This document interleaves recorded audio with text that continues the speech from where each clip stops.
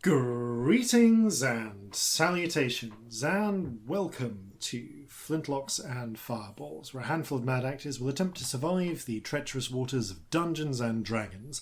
I am your host and Dungeon Master Jason Phelps, and I am joined, as ever, by Robbie, Three Blind Mice Bellekom. Sam, Four Deaf Bats Burns. Okay. That would be really hard for Bat. And Ellie, Five Noseless Moles Sparrow. Oh no. Oh, Apparently it's time to deprive highly specialised creatures of their most valuable sensory organs. Apparently so, yeah. Yeah. Three Blind Kiwis, however, is a very different story. Like, they barely notice. Yeah, Kiwis are chill. Kiwis are not chill. Like, at all. No. Like, they're but they're chill with skittish. being blind. Yeah, like, there's... I mean, I wouldn't be chill if I was a Kiwi, because you've only got two little legs and you're very small. And when you have an egg, it's like fucking 40% of your body or 20% something of your body insane. mass. Like, something ludicrous like that. something mental, yeah. Yeah. That's why they only lay one at a time. Yeah, because They only could. you can't fit another one in. No. Very small. Yeah, no, there's actually they did studies on Kiwi populations, and there's like quite large populations, subpopulations who just have congenital blindness, and you only get populations that size if, frankly, sight doesn't matter, because otherwise it would provide such a disadvantage that you get eaten. Yeah. I was going to say, not many predators then. Oh, plenty of predators. They're just exclusively nocturnal. Yeah, and they live like in like dark forests. Yeah. Yeah. And they're brown.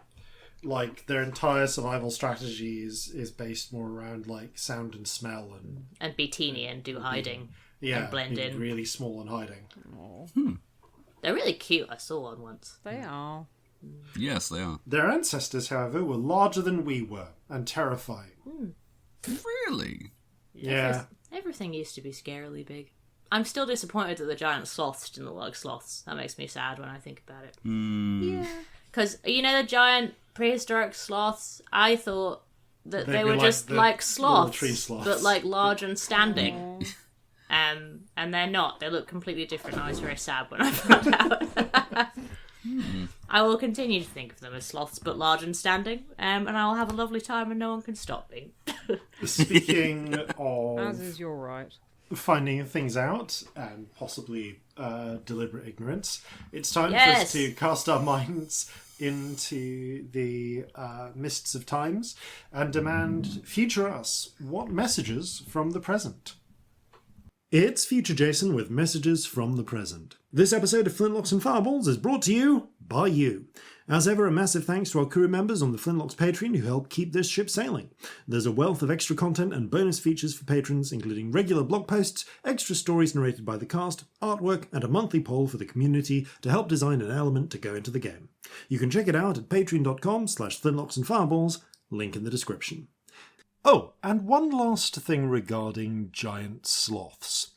So it turns out there was a long-standing myth that avocados have huge stones because they were eaten by huge animals, such as giant ground sloths.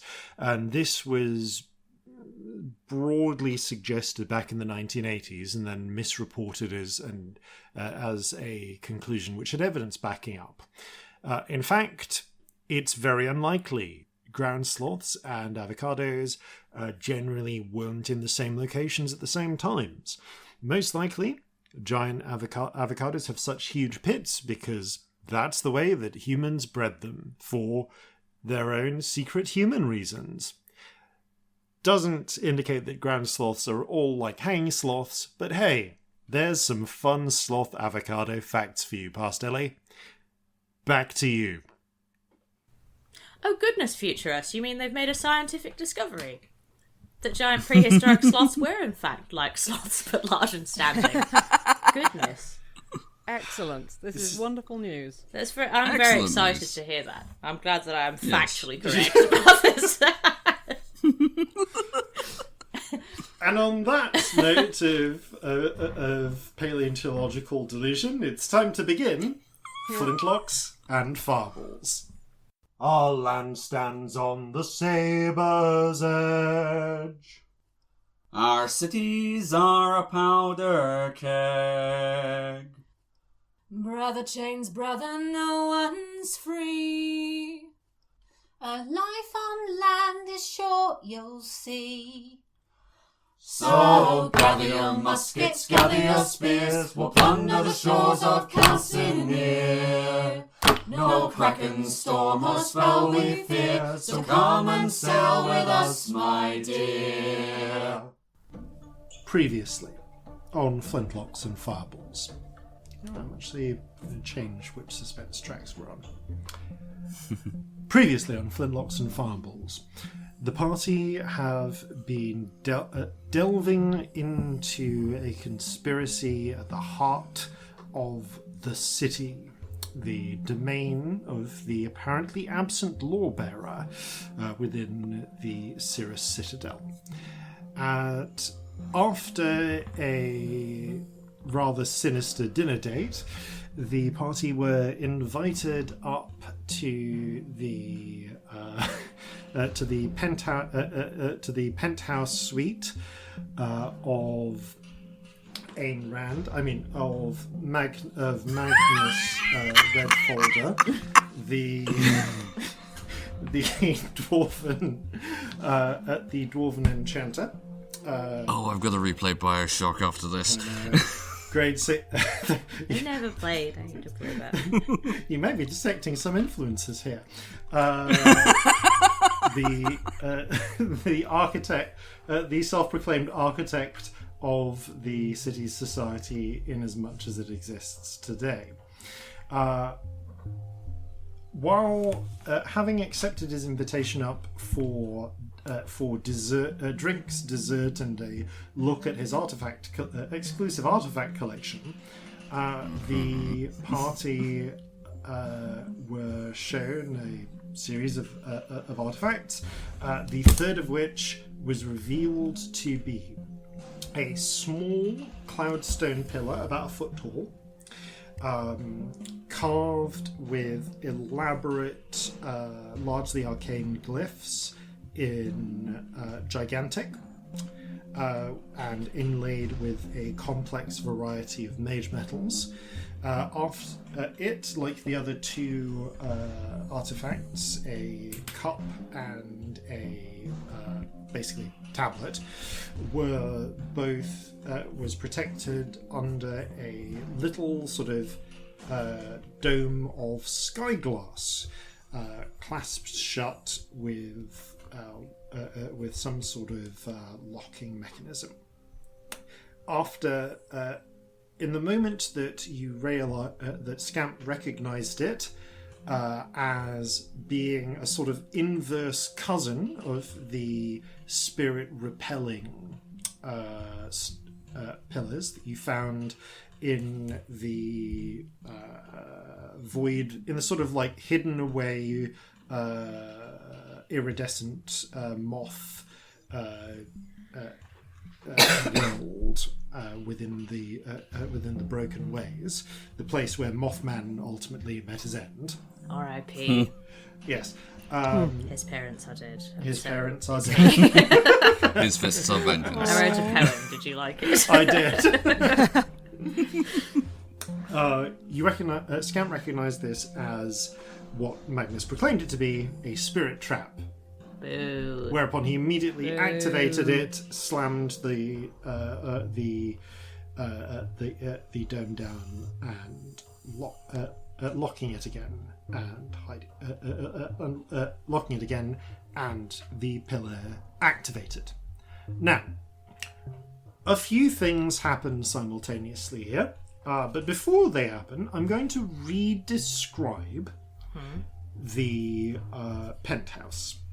So I will say that players, I've snapped a picture and sent to you one of the map, of a slightly better drawn map of Magnus's penthouse, which is broadly separated into 4 areas, 3 of which you can see or have been into.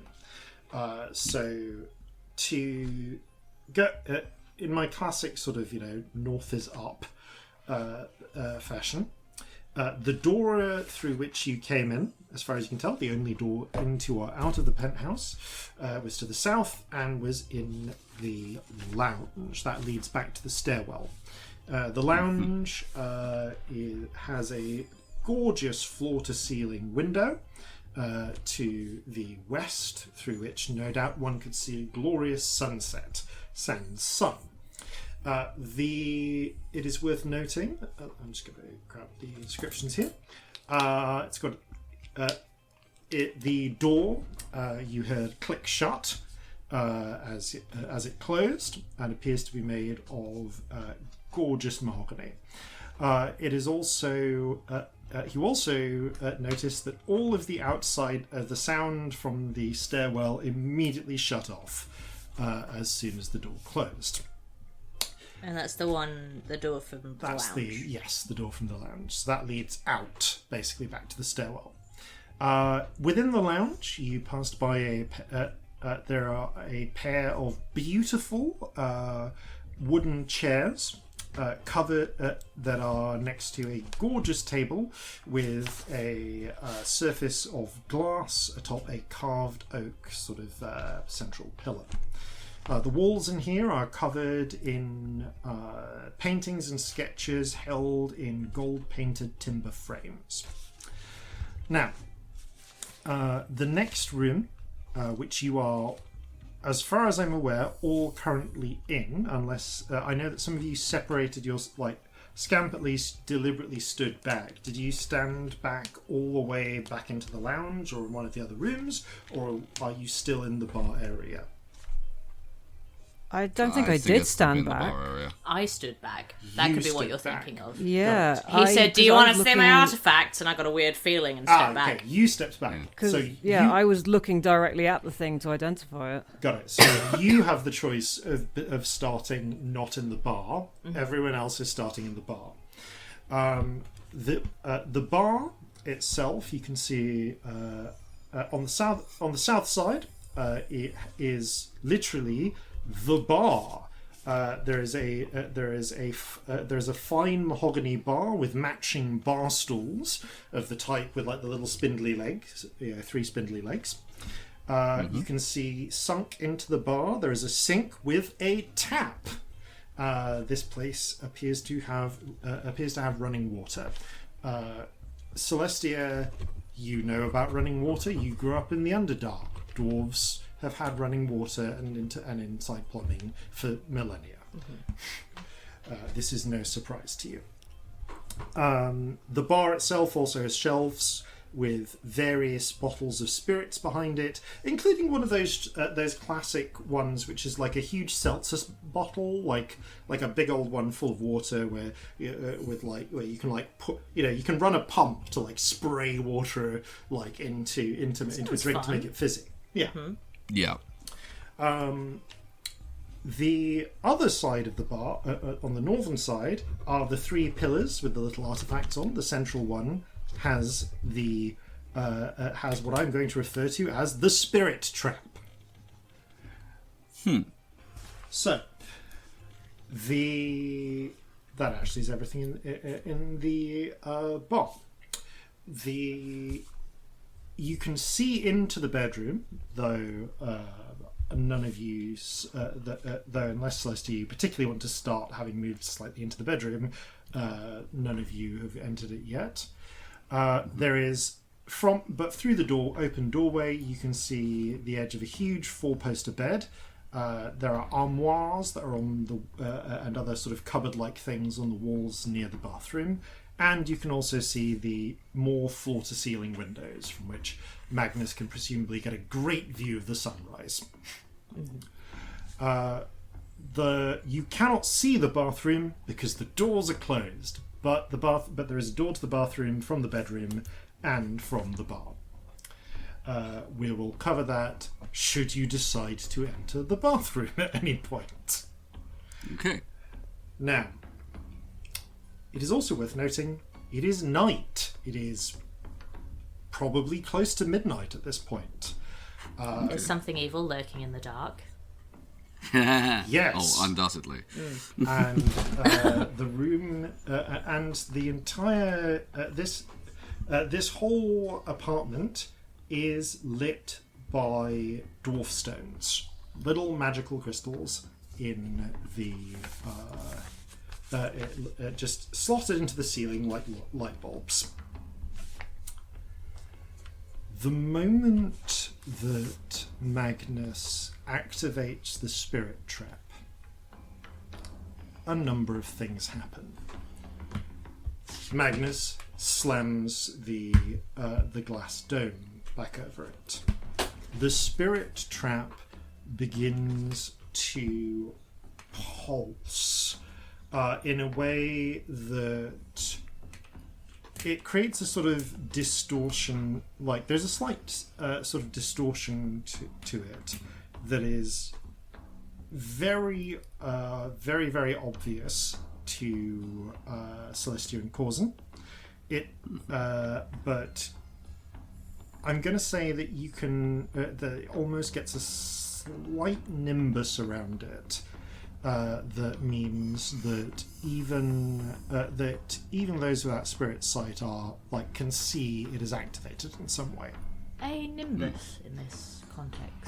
Like a very, very faint glow. Oh, cool. Yeah.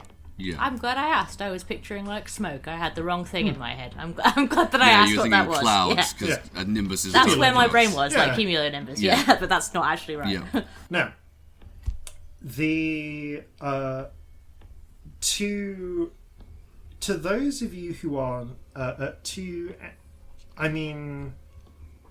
really, I guess this is to Shanty.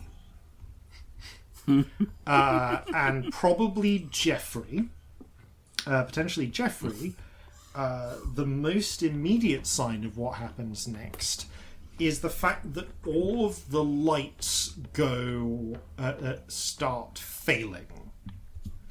The entire area is plunged into near darkness as the dwarf stones go dark and start flickering erratically like guttering candles being blown out. Corzin and Celestia, you feel a tug at the fibre of your being, and in a split second of insight, it feels way more visceral for you, Celestia, like your soul's being ripped out. You both realize this is actually a tug on the spirits that, to a greater or less degree, are bound to you. And you feel yourselves in an instinctive tug of war with a pulling sensation. It's like being at the edge of a whirlpool that's trying to drag you down, except that while it can't move your flesh, you feel like that little spirit trap is trying to rip the rainbow spirit and the ambivalent octopus and friends off/out of you and pull them into it. Oh, that's bad. It is a deeply uncomfortable and disorienting sensation. And it has other effects as well. Scamp and Victory. You also feel this tug as if something is trying to pull your soul out of your body, but your souls are anchored into your bodies. So, Scamp, you feel this pull that you've never really felt before, like something is trying to rip your soul out, but it can't work. It's not going to work. What it does, the other thing you feel though, is you feel it ripping rippling across your skin, across your soul, like a storm of, for want of a better word, like a storm of magic. Not like the wild magic that you tap into, Scamp, where anything could happen and you're sort of tapping into a strange well of infinite possibility, but more like you're caught in a storm and trying to and any attempt to cause magic to form gets disrupted by the raging tides around you. And now I'm going to post a whole bunch of rules into the shared chat while I talk about what effect this has on the battlefield. Right. Yeah, so this is going into the chat because I imagine you would want this. You will want this as a reference. Yes, please. Okay, My brain's too spicy to remember it. Oh, Jesus, that's a lot of text, man. Yeah, the core rules are. I'm going to go over the rules one by one, so they're easy to remember. Yes, as well. please. So, first effect of the spirit trap tentative. Spirit casters other than sorcerers, so Celestia and Corzin, you must make a charisma save at the end of your turn. Or the spirits you cast your magic through will be ripped from you and lost to the trap. At which point, until recovered, you will not be able to cast any spirit magic. So Celestia, basically no magic except your drown magic. And some bits from items. Well. Okay. Celestia and Corzin, you are also physically sickened while the spirits are trying to be ripped from you. You have disadvantage on checks, but not attacks or saves. Okay. Now, that's the stuff that affects you specifically. Everything else comes from the next sort of main effect. All outward-facing magical effects are suppressed by this field. So this is not... You're not just in like an anti-magic field. It doesn't just kill all magic. You can still cast spells, but you can only cast spells that affect you. Right, yep. You can't cast teleportation. Teleportation, even if it's something like a dimension door where you're the focus, you are casting a spell on the fabric of space-time, Scamp. It's not you. So Corzin could do protection from good and evil, but only on himself. But that's what I'm saying. Yes. Yeah. I'm just trying to make sure I understand. Yeah. So you or like Hunter's Mark and Snaring Strike, etc., because it's centered on me. Hunter's Mark is an sort of inward ability, so you can just do that. That's more representative of like training and focus rather than a magical effect. Ensnaring Strike affects the outside world. Right, fair, yeah. Basically, you can't do anything that would break the barrier of your skin. Okay. So, like, divination magic wouldn't work, but something which literally enchanted, like, your eyes, like Eagle Eye spells. Yeah, like if I were going to cast Bark Skin on myself or something. That would work. Telekinesis wouldn't, even though it's affecting my mind?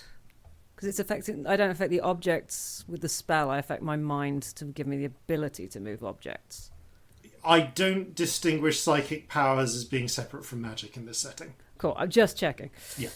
But polymorph would, because it's just affecting my body. Polymorph would work. Yes, you can polymorph yourself, but no one else. Yeah. That might literally be my only spell then. Right. Any magic items... Well, no, I've got fly. That's not going to help, though.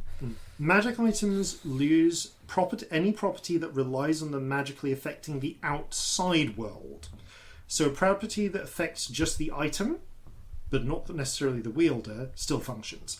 So the cloak, the shadow cloak, the silent boots, they still work because it's a property of what they're made of. Celestia still has resistance to lightning and like the the armor shadow bonus, waistcoat. and the shadow waistcoat passive bonuses because it's made from dragon skin. It's made from the waistcoat. The waistcoat can't conjure a fire elemental because that's changing the outside world. Right. So the passive speed bonus and from things like the Quicksilver boots work. I've got nothing. Yeah, no, this is deliberately a trap meant to capture types like yourselves. Material resistances, race resistances, and weaknesses still apply. So, halfling poison resistance, still a thing. Dragon skin coat lightning resistance, tiefling fire resistance, still a thing. Marjorie is still weak to cold iron and silver. She's also a cockroach. I don't think she's going to be doing much. Yeah, and also your connection to Marjorie is suppressed. So you can't cast through her, you can't see through her eyes. If any ongoing effects that got cast before this that affect you but don't rely on a direct connection to the caster, like Charm, remain ongoing until they expire or are broken. So that is, if you can ask and clarify at any point whether you can cast a thing Bend luck or do a thing. I think I speak for everyone when I say eep. Yes. What about bend luck? Can I bend use luck bend affects still? your fate. Okay. So I guess you can bend luck if it affects you. I mean, that's not how the ability works. Actually, no. Bend luck only affects other people. I can't use it on myself. You could bend luck against a target that is focused on you. So if someone's trying to hit me, if someone's trying to hit away from you, theirs. yeah, I'll say that you can bend luck in that way. Oh, there's a sense to that, yeah. Yeah. You are essentially making yourself luckier in this instance, but like in a different sort of way.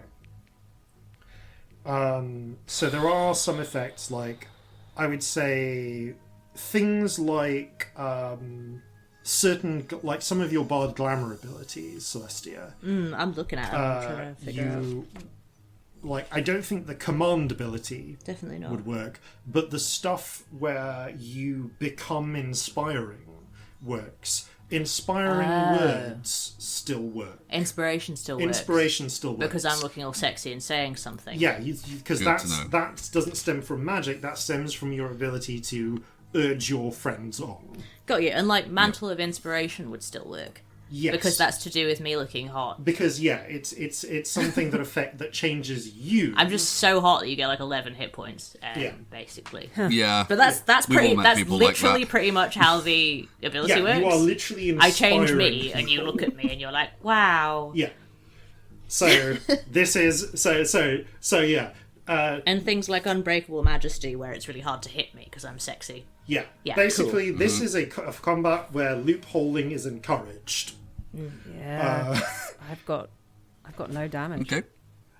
But yeah, almost all of your almost all, if not all, of your direct damage spells are negated by this, which again is sort of why this is a trap for people like you.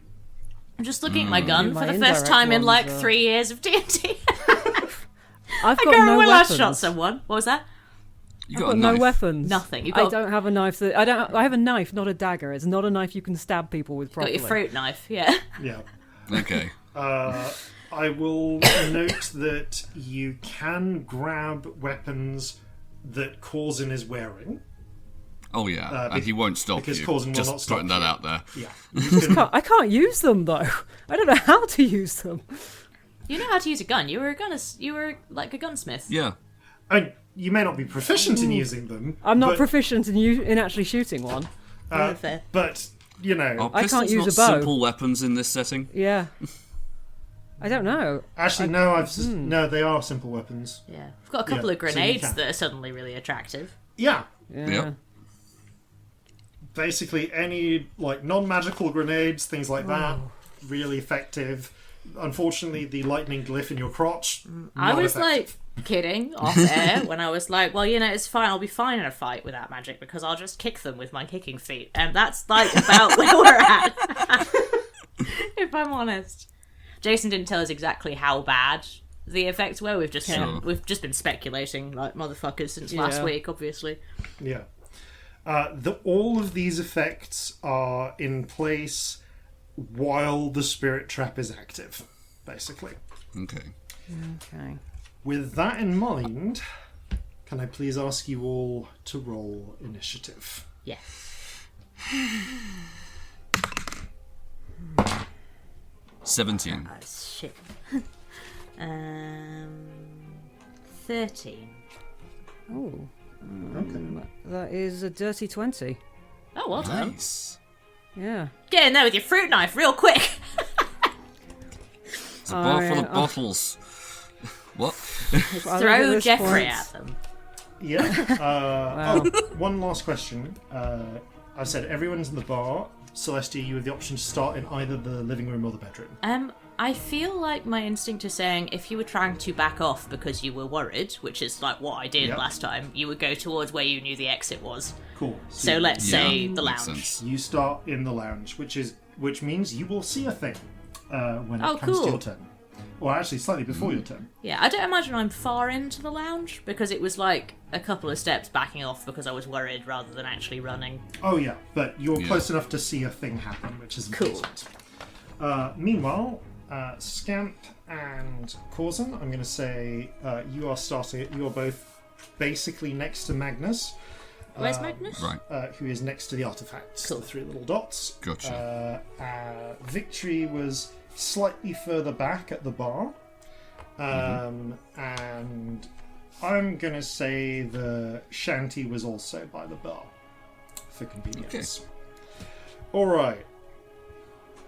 Top of the round, then, as this all slides down, everything shunts into place.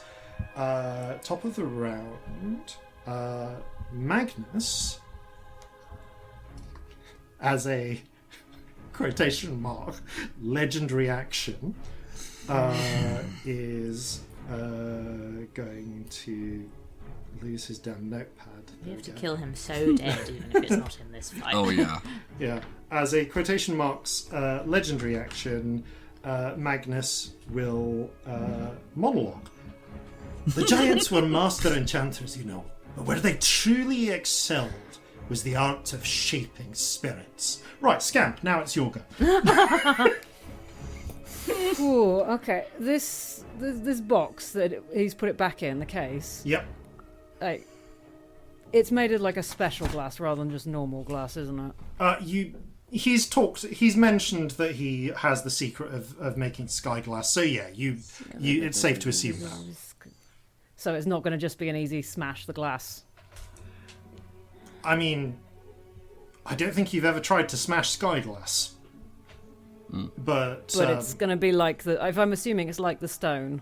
I'm going to say that because it's been I think like a week for us, but like 15 minutes for Scamp. I'll remind you that Magnus described it as clear as glass but strong as steel. Yeah. Steel isn't So indestructible. if we're gonna break steel, then. And is it locked in any? Was it Yes. locked? Yes. What's it is the locked. lock system here? What have we got? It appears you saw Magnus make use of a little silver key that he tucked away back under his beard. So there is some sort of silvery metal which you think might be mithril that is securing it in place with a little lock and bolt mechanism. I mean, yeah, basically, it looks like a well-made lock. Okay. So this is not going to be a quick and easy open it by getting the key off. Blah, blah, blah. I'm trying to work out if just trying to smash this thing is my best bet. It might be. Sorry, I'm just no looking rush. to see how many You've just had like a sorcery lot of points information. thing. Oh yeah. Nobody's rushing you. You can take your time. I'll just look because if I Okay, it's 2 sorcery points. This party without I've magic got 3 is hilariously spells and bad. 4 sorcery. No, 5 sorcery points. I think I worked it out as, but I've written it down somewhere stupid and can't find Oh it. my But I god, think it don't was 5 spend them all at sorcery once. So many. points. And I can't get more of them because I have no spells below a 5th. Hooray! Actually, I could get rid of my high level spells. It seems. Ooh. That was a thing I'd completely forgotten. I've just gone and got my brain the wrong way around and forgot that I could get rid of high level spells. No, I can't. Not useful anyway. Okay, I guess I'm using a 6th level spell to polymorph myself, and I'm quickening it. Okay. How high is this room? The room itself is like it's pretty high, but like maybe 15 foot high. It's not, like towards the highest point. So it's That's crazy opulent for a dwarf. yeah, like it is. This is as it were it's a fancy penthouse type thing. I suppose How long is the room? It might actually go to 20 foot at the very tallest point because it's because it is the top of the building. Absolute bitch to heat. Yeah. And lengthwise, I'm just having a look at the length. Oh god, that is have massive. 5 crab rations. Do you think that would help? So I'm just looking through my inventory for stuff. It might upset his delicate palate so much he dies. He is very delicate. He's a delicate boy. I mean, I think I'm going T-Rex, which is going to be stupid in this room because Hell T-Rexes were 12 feet tall, Okay. Yep. Oh I wow. will say that 40 feet in length. I would take up the whole room. you are able to move. You can move comfortably with it between the lounge and the bar. It will be it would be tight for you to get. I'm not sure. You might be able to get into the bedroom, or you might get stuck. You could certainly stick a head through into the bedroom, or a tail if need be. And you could, but getting into the bathroom is not really an option for you. Okay, so you burst out as like feeling the storm of magic around you. You turn your spell inwards, and you feel yourself sort of fold in, and your body kind of replaced by planes of light that shudder and tremble as if fighting against the storm. But you are able to hold it together long enough to transform up and outwards, swelling, knocking aside, knocking over bar stools, shoving Corzin and both and to a degree Magnus as well towards the wall. You do not cause structural damage just from the transformation. Nor do you knock over the little pillars with the artifacts on. For that matter, they appear to be quite solidly secured into the ground. But I will say you are now taking up a large portion of the centre of the bar. That's your bonus action. Yeah, because I quickened Heck it. yeah. So that I could attack. I will bring the tailed attack down on the glass. Make an attack roll, please. Oh, that was nearly terrible. 22. 22 hits. Roll damage. Hey. Okay. That is terrible roll. 14. Okay. You bring down your tail with all the force of a prehistoric monster. Although actually an extant monster, because you've seen these guys. Oh yeah, Calcinea just Yeah. has dinosaurs. Yeah, doesn't yeah, it? they're still around. Yeah. Fanon. It's Dinosaur Australia. Yeah. So, with enough force to crush a man's ribs, you strike the glass, and unlike ordinary glass, which would shatter in an instant, Yeah. it does. You do, however, send a small a small hairline crack running along the length of the bulb. You appear to have. That's a start. It's a start. You've done it some damage. Okay, I get multi-attack, but I can't attack the same target with my bite, so I'm going to bite the horrible man. All right, make an attack roll against Magnus, please. Ooh, 26 to hit. Oh yeah. That does hit. Okay. And roll damage, please. He is now also grappled. Okay. Excellent. Do you get damage is it was so nearly really good. It's still decent though. That is 35. Okay.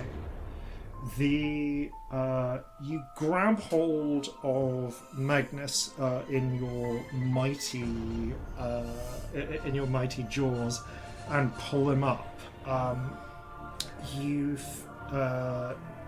want to keep him on the ground level so that people can try and get that key. Try to pin him against the wall, crunching with your jaws.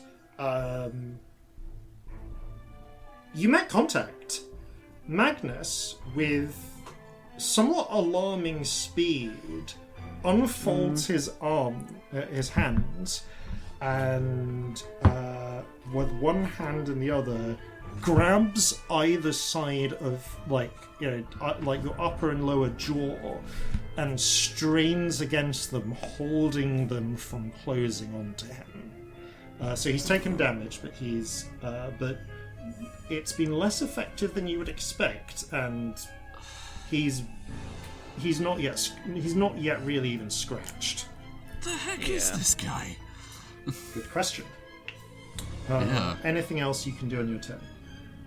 Which I guess would be that's action and bonus action. Cool. I mean, that was decent, mate. Yeah. Like with those Yeah, restrictions. I'm happy. Although, shall I roll Jeffrey into initiative? It's Jeffrey. Jeffrey, I'm going to say, is an initiative. However, Jeffrey looks confused and bewildered, and I'm going to say that, for the moment at least, Jeffrey will not do anything that would harm Magnus. Jeffrey's charmed. Bollocks. So, Jeffrey can Charm hold person shouldn't work on him unless they've got animal friendship on him. Charm person spell shouldn't. No, charm person wouldn't. No, so right. Did they just have animal friendship prepared? That's charm monster, however, will. Yeah. That's what I was thinking. Yeah, no reason why that's not. a hell of a big spell to use on a monkey. Mm-hmm. I mean, I'm going to say that for the purposes of this, it worked on Jeffrey. Yeah. Would that be that lovely little off-air wisdom save we all rolled? That would be the lovely little off-air wisdom save you all rolled. Cool. I was wondering when that was going to come back. Stowaways, just for comedy, and I'll tell you this, it was just 9 a.m. a couple of weeks back, and Jason was like, "Could you roll a wisdom save for me for Celestia?" I was like, "Excuse me, I haven't even had breakfast yet. Fuck off." Okay. So we've all rolled one. All right. So this that's the start of that's Scamp's go. On the next to go are Magnus's servants. The Magnus, kind of holding back the dinosaur jaws, goes, "Oh, that's new. Stop loafing around and disarm the halfling." At which point you see those of you who are not. Well, I mean, Scamp, it's a bit hard for you to see right now because you're a giant fucking. I've got tiny little eyes. Dinosaur. But around Scamp's prodigious bulk, you are respectively able to see a few Magnus's servants. So, I really thought you were about to say butt then. I don't know why. I just... you can't even see Scamp's butt for the size of Scamp's tail. So, already in the room with you, behind the bar, was the human servant. At this point, the rest of them arrive. Now, you do remember that the half-elf woman and the orcish woman both came into the apartment with you. Celestia, because you are in the living room, you're able to glance to the side and see, stepping out of a sliding compartment in the wall that slides closed after them, is the goblin servant. Can I warn everyone? On your turn, yes, you'll be able to. Okay, I just wondered if I could talk. Talking's a free action, but I'm going to say that like any sneak attack effect that this goblin is getting from emerging from hiding, you won't get counteracted. Yeah, too quick. No, I'll wait till my turn then if it's not going to make a difference. I'll say that you can shout, look out, but it doesn't. Yeah, mechanically it won't stop it. No. So there are three of Magnus's servants come in from the living room. One is already in the bar, the human. The door you see roll out from under the bed in the master bedroom is the halfling servant, and sweeping open the bathroom door is the hobgoblin. Who has apparently just been hiding in the bathroom, waiting for the call. Where in the lounge is the secret door? North end, middle of the room. So, I'm going to do their actions in order. They all act simultaneously. Now, the order. With the orders being what they are... Okay, the human has a slightly difficult time getting into position because of Scamp being just huge.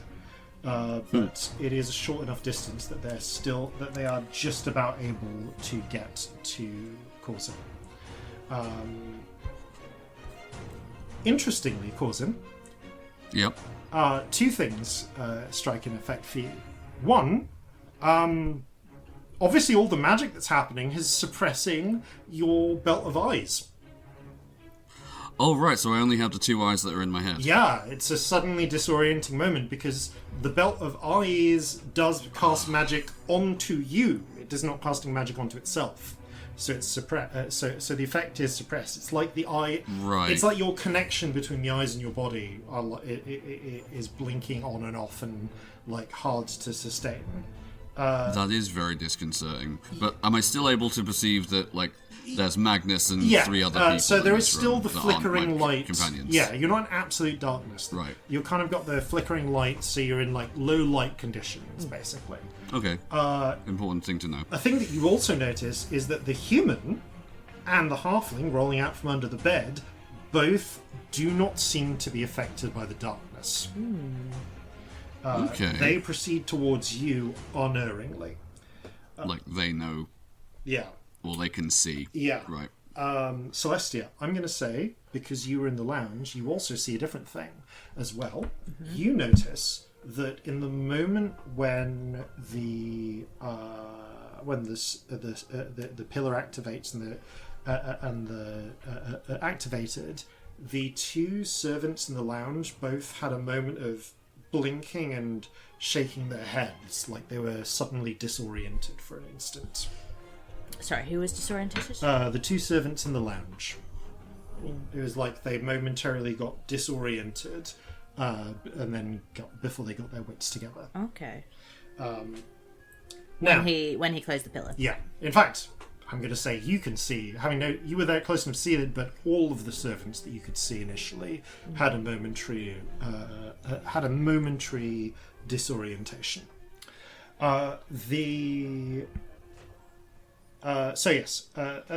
human runs over, and and you notice that he has what appears to be a long silvery cudgel, or kind of vaguely reminiscent of just a baton in one hand, but he actually, instead of using it immediately, tries to grab at your belt, and you can see he's going for Riptide. So this is we're using the disarm rules. He's making the attack. Can I ask you to make your choice of athletics or acrobatics as an opposed check, please? Okay, I think I'll go for acrobatics. Actually, no, athletics. And these are the ones that have disadvantage, right? Yes. Right, okay. Okay, that is a 14. That unfortunately is slightly too low. With one hand, he is able to grab Riptide and yank it out of your belt, out of its scabbard. He fumbles the grip and it falls to the floor. So he doesn't. Oh, it's unsheathed, is it? Or is it still like piece wrapped? It's piece wrapped. This guy has enough strength to rip it out of to snap the little metal bonds. Bugger. Okay. But it does mean that it is now. I'm going to say that the little metal bonds, just for the purposes of this combat, are like fine wire. It is not. Yeah. Like it's you can basically do a free DC 10 strength check, and if you make that, you can draw one of these. You just bend it or break it. You just tear them open. The point is that it's hard to hide that you've drawn the weapon. Sure. With the second, with his second attack, he then tries to basically strike you in the gut with the baton. That's a 14. Does not hit. Okay, you manage. Sickened as you are, you still have enough wits about you to step out of the way. The halfling is going to roll in, and using his action, picks up Riptide. Shit. And backs away from you, which does provoke an opportunity attack if you'd like to take it, Corzin. Okay, can I use my opportunity attack to attempt to grapple him? So he doesn't move. It is, I believe. Yeah, it's a type of attack. So, I guess this is an opposed athletics check. Yeah. Right. Okay, and because this is an attack, it doesn't have advantage or disadvantage, rather. Technically, it's a check, so you do sort of have because you're focusing because it's not an attack roll against him. It would be okay. Yeah, you could make an attack roll to try and knock Riptide back out of his hand, though. You know what? Yeah, I'll do that. And that as he's backing away, I'll just kick his wrist so it flies up in the air. Okay, make an attack roll. I will oppose that with his own check. Okay. Okay. This is going to be strength based. I don't have proficiency with unarmed attacks, so that is a 16. That is enough. He really fumbled the athletics check. He picks up the blade, and then you kick it out of his hand and onto the ground. So clatter. You are now flanked by the halfling and the human. Well, not flanked, but clustered against the wall, with Magnus being pinned by Scamp on the other side. That brings us. So those two have gone. The others are basically going to try and are picking targets and wailing on them. They had. I'm going to say the ones that knew that. They did have some targets prearranged, Scamp is was an unexpected variable, so some of them have. I mean, who expects a Tyrannosaurus Rex? Exactly. Really? So some of them are going to change tactics. I will say that the hobgoblin emerging from the bathroom is going to go over. Is going to follow his original plan and attack Corzin twice with the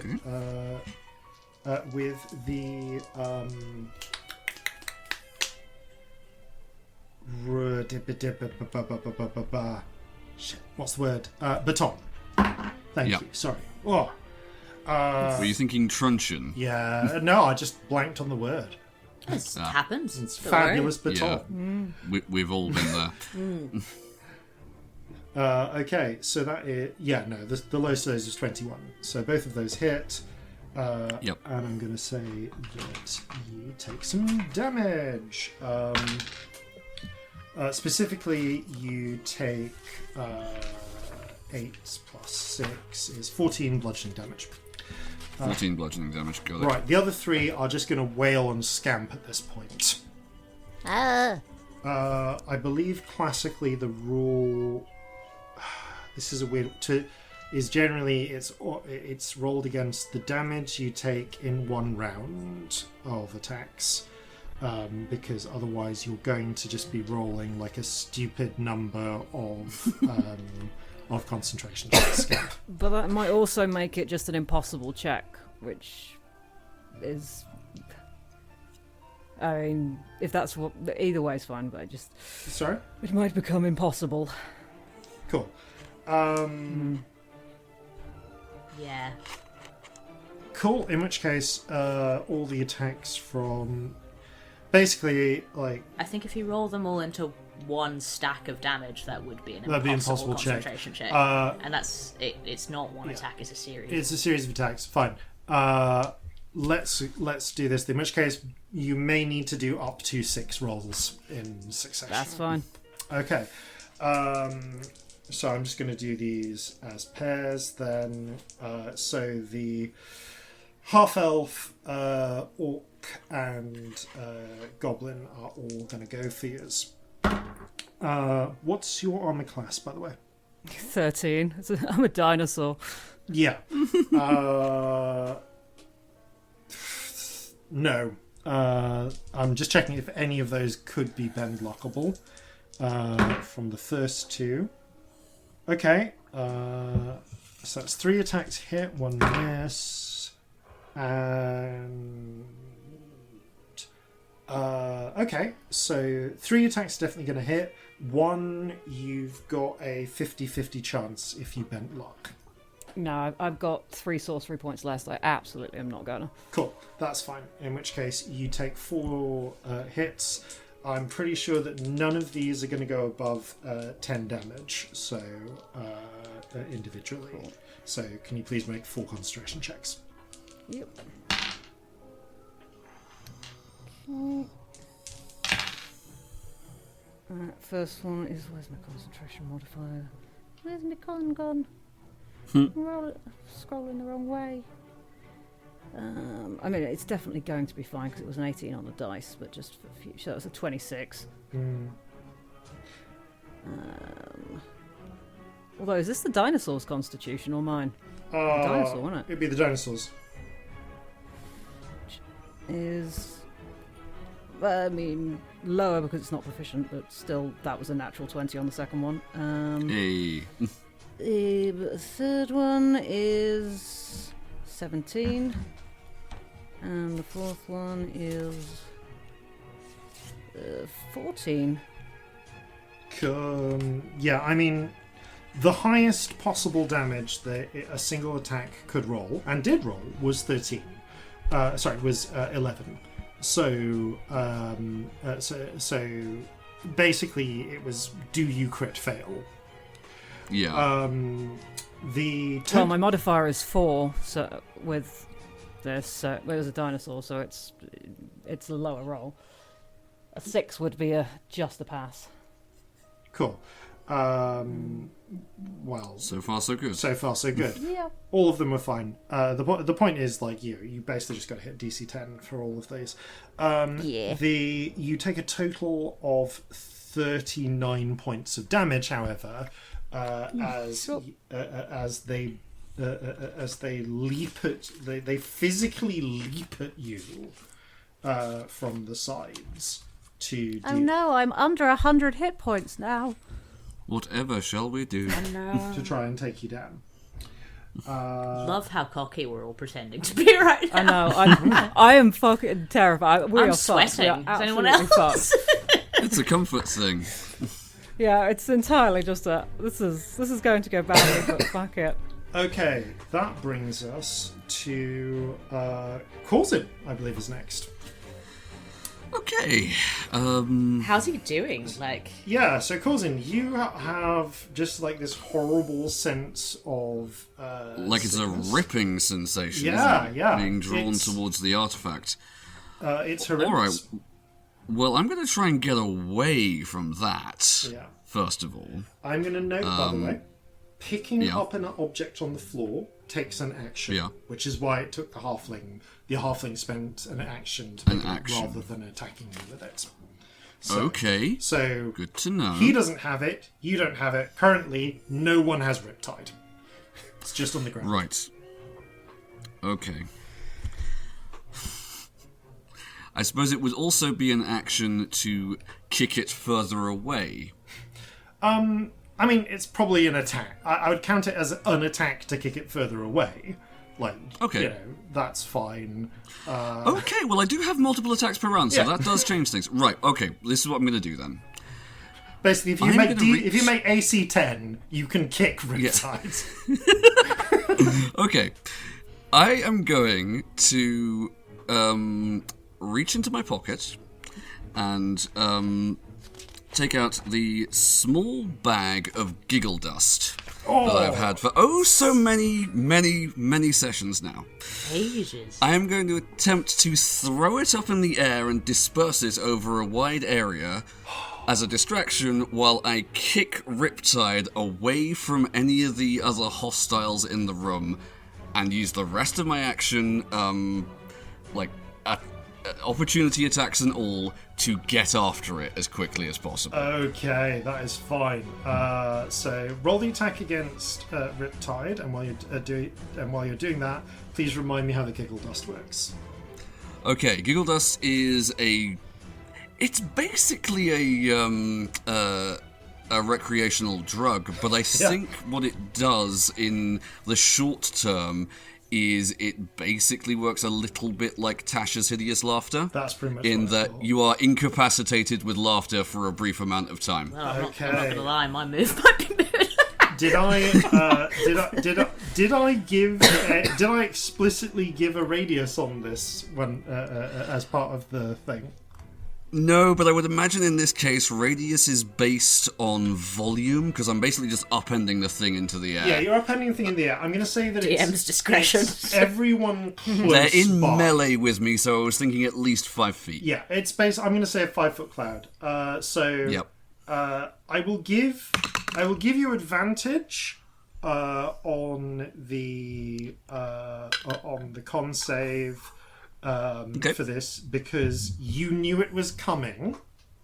Yeah, I could hold my breath, basically. But everyone around you, Scamp included, that's Magnus, Scamp, and the human goblin, and human hobgoblin and halfling, all need to make con saves, because I don't think they're immune to this. Nope, they're not. I would guess it's... Yeah. Okay, so con save. Alright. That is a 16 con save for Corzin. Okay. It's a 20 for the T-Rex. Okay. The T-Rex has a better wisdom score than Scamp. I feel this has come up Looking at the stats going, that's... God, we're that's dumb. still very, very depressing. Okay. Also, I rolled it would be a 16 to kick Riptide across the room. What I'm actually going to do is I'm going to kick it in the direction of the bar, hoping to get it over the other side of the bar. Okay, that's cool. And what was the roll to attack? Sorry, I didn't catch that. The roll to attack Riptide was 16. Okay, in which case, yes, you're able to kick it with enough efficiency to get it onto the other side of the room. It skitters between Scamp's legs and bonks down behind the bar. Okay. You are able to use your movement to get there. I will say the Hobgoblin is the only one who fluffs the save, unfortunately. Okay, but fair enough. He does inhale a full helping of giggle dust as the others sort of close their nose and mouth for a moment and wait for the dust to settle. And immediately, despite being utterly silent the entire rest of the time you've seen him, just start. Yeah, because I imagine Giggle Dust is like weirdly glittery. Oh yeah, it's glittery and he's just rolling on the ground. It's very much like Batman Return. It's not in Batman Returns. It's like 1980s Batman Joker gas. Oh yeah. Or like the animated series Laughing Gas, because they couldn't kill anyone, so they just made them have the rictus grin, which is arguably more disturbing. Yes. So yeah, he is temporarily incapacitated by laughter. Right, so I'm going to run as far as my movement will allow after Riptide, vaulting the bar if I can. I think, looking at the measurements, I've got enough movement. You are able to do so because you are not you're able to easily slip between under and around Scamp because you can move through large creatures, and you can vault the bar in an instant because you have that because you're a ranger and difficult terrain doesn't count for you. Now on the other side of the bar here, yes, am I in like plain sight of anybody right now? You are not, strictly speaking, in plain sight of anybody. No, you are behind. Bonus action vanish. Hi, okay, bitch. you do. Make a stealth check, please. Stealth check. Okay, come on with the stealth check. Natural one, but lucky. Okay. Oh, the dice have drama this evening. Okay, that is a 21. All right. I would say that I'm hiding somewhere amongst the shot glasses. So here's I'm going to say then that. Sure, you roll down among the shot glasses, and there's this horrible moment where, even in the flickering, inconsistent lights, you can see, like, as the doorway to the bathroom is like swinging slightly, there is like a beautiful. You can now see the bathroom, and within the bathroom, or the bathroom, depending on where my accent decides to go. It could be anywhere. Hi, I have an RP accent and grew up in Yorkshire, so whether my A's are flat on baths or baths is entirely dependent on the whims of my subconscious. Lol, same but Manchester. Yep, same but Nottingham. So you can see, as well as the... I'm the only southern bastard here. Get out. With the gorgeous internal plumbing here in the bathroom. There's beautiful tiles. There's a lovely sink with taps. There's the toilet, which does have indeed a flush chain. How can we bring the toilet into the fight? It's very important. And a huge bath. Can't animate objects, again, I'm afraid. Like some lovely, like pearl, like mother of pearl covered tap and brass taps that you could run. The bath is not currently run. I would like to say the bath is currently dry. Fair. And also a huge mirror. And there's this, and in that natural one moment as you land, you realise you can see yourself in the mirror, and anyone looking this way is going to see you through the mirror as well, until the door from the bathroom, which has just been swung open, slightly closes. Like, it's not closed, but it like swings to just enough that you can't be seen. And I would also like you to roll a perception check, please, Corzin. You do not have the benefits of the eye, you do have disadvantage. Oh, disadvantage, cool. Okay. Alright, that is still... That's still a 25. Fucking hell, well done. Fucking hell. I'm gonna come back to that, to what you see in a moment, because there's something that Celestia is would get to do at the start of their turn. Can I ask you to make a perception check as well, please? Perception check. Oh, I've got to roll the save against the thing, haven't I? Or am I far enough away from it? No, you do. Perception. Charisma, Sorry, I wasn't it? cannot describe the amount of Charisma weird save. pages I have open in my notebook because I stare desperately into my inventory for answers. Natural 20! Oh, Oh, thank fuck. you can, like, to your eyes, the octopus is almost rippling, like it's like parts of it are being tried to drag away, and it just hugs onto you for dear existence. Hang in there, mate. Oh, it was weirdly heartbreaking, if I'm honest. I'm having feelings. 19. Okay. It was perception, wasn't it? You both notice the same thing, but you see it from different angles.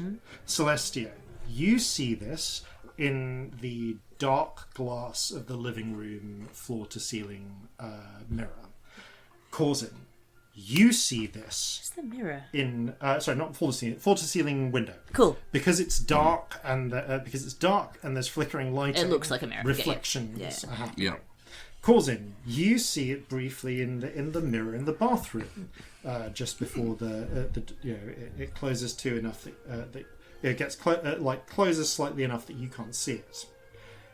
In both mirrors, you are able to see yourselves briefly. In Corzin's case, Scamp, the other members of the party sandwiched in. Celestia, you can see the half-elf woman. You cannot see Magnus. You cannot see any of the other servants, despite the fact that they plainly should be reflected in the mirrors. Oh, fuck. Oh. Fuck. Very excited Of course, people. it's... Is the leap that I've made. I will at any time. It's not real sun. If one of you, It's not real yeah, sun. if you have a moment, this moment of realization, you can shout out the recognition that you come to. It's both Corzin and Celestia. It's kind of on the bridge between your turns, so either of you can shout out what you think is happening, based on this bit of. I mean, the guess that I'm doing, Yeah. because I can see myself in it. Yeah. I think the glass shows spirit-sighted people. And Corzin, what do you think? They're not casting a reflection in a mirror. They're vampires. Yeah. Right. So you say. Do you shout that? Do you shout that? Before I hide, mechanically? yeah, Because yeah. it would make no sense otherwise. Yeah, fair. Yeah. You see it, and then shout out. Yeah, I'll go...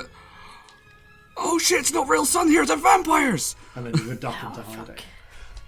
Okay, now I asked all of you to make a history check before this You a did. religion check. So each Is the of time upon you us? is now getting a separate Lore. piece of information. Ooh. Which I don't think I will understand until I get out of being a dinosaur, because right now my intelligence is not the role I gave you. No, but you will remember this the moment you're not a dinosaur. Yeah, Gonna yeah. Put it in my little info I would file. say, in fact, your memory works. You probably.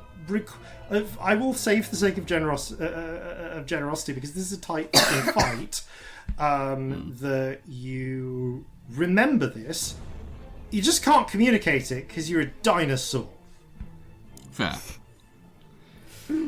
But as soon as you stop being a dinosaur, you will be able to communicate it. Tiny hand sign language, anyone? Okay, I should now have sent. I have an intelligence of 4. I don't think I can do that. Okay. It's really funny as a thought, though. I'm just picturing you desperately trying to tell us something, but you're a T-Rex. That's ludicrous. based on your rolls, I've each sent you some information about vampires. I love the pithy tone this information is in, by the way. I'm not going to read it because that would ruin the whole thing, but it's very sarky. I'm enjoying it. I mean, you didn't roll high. No, I didn't. I'm not very clever. But you all do have, I will say that you all do have different information. So you can communicate this on your turns respectively. Celestia, your turn, I guess Corzin, your turn ends. Celestia, your turn starts. So Corzin can communicate his information next round. But Celestia, you can shout anything you want to shout on this turn and do whatever actions you want. I will say that as a legendary action, quotation marks, Magnus calls out, "Ooh, looks like he's cracked it." Right now. Such an asshole. Did he eat food? Interesting. Huh. Anyways, I'm not saying that's bad, it's just interesting vampires. He had a particularly bloody steak. They just probably don't draw sustenance from it. He did have a bloody steak. He did make a point of that. Clever. Right, cool. I mean, I feel like all of the information I have, is it as obvious to me about vampires as it is it as obvious to Celestia as it is to Ellie? It's about as obvious. vampires? Yeah, it's pretty obvious. The extra information you have is the mechanical effect, which, is helpful if this makes the specific information about starting their turn is a bit of extra mechanical information that you get. If it makes any difference, but I don't know how to say that. That's more just you don't really need to. That's not something you could you probably can't communicate that beyond the obvious. Celestia doesn't know about turns. But it can inform your decision as a player. Cool. Oh no, that's fine. Yeah. I mean, if I had anything that did sunlight, it would. Yeah. Yeah. But as it is, No. nothing at all. My plan remains the same. Excellent. And also, I don't feel the need to shout across the room that vampires don't like sunlight. Yeah. Because we all know that. I did not roll well. So, I mean, Celestia's not doing very well. I think is the first thing. I have images in my brain of how this is looking. So I think what happens, because you said it's sort of pulling us in. Yeah. To avoid dropping to my knees, because Ellie doesn't want to mechanically, but I think it's the sort of thing that would happen if one was having their soul ripped out through their entire body. I'm going to say you dropped to your knees, but I'm not going to give you the prone estate. If you want. Oh, I was just going to be grabbing onto a doorway from the lounge to the bar. Yeah. There is a bewildering level of agony going on, a person in just stupid pain who cannot think. And I think there's something going on with how the spirit looks, because my little artist brain cannot resist thinking about it. If this is wrong, correct me. Yeah. But this is what I think it would look like. So normally with Celestia, obviously there's a whole lot of rainbow going on. There's the eyes, there's the hair, there's also the veins, which are everywhere on Celestia, but usually you only catch them in light, slightly iridescent sort of thing. You don't see them all the time. I think they all glow up like a fucking rainbow furnace, and it's like the colour is being leached out of her. And there's a level of, I think the rainbow spirit almost forms hands, and they're trying to grab each other, they're trying to hold on, sort of thing. Yeah. But yeah, baffling level of pain. It's just completely what the fuck sort of thing. So I have a question, which might be a bit silly now that somebody's already done Giggle Dust. Would Tasha's hideous laughter work because it's about me being funny? Tasha's hideous laughter won't work because the magic affects someone else. No, that's fine. Yeah, you being funny is the root of it, but it's not. Yeah. Oh well, cool. We don't have to repeat ourselves anyway. Now I don't know what to do though. So, yeah. I'm just gonna look back at my inventory. I'll bludgeon him to death with a triangle. Would that work? Oh, Yeah. you legitimately try using the triangle as a... No, I'm kidding. I'm obviously not going to bludgeon him to death with a triangle. I think... Is it a silver triangle? No idea.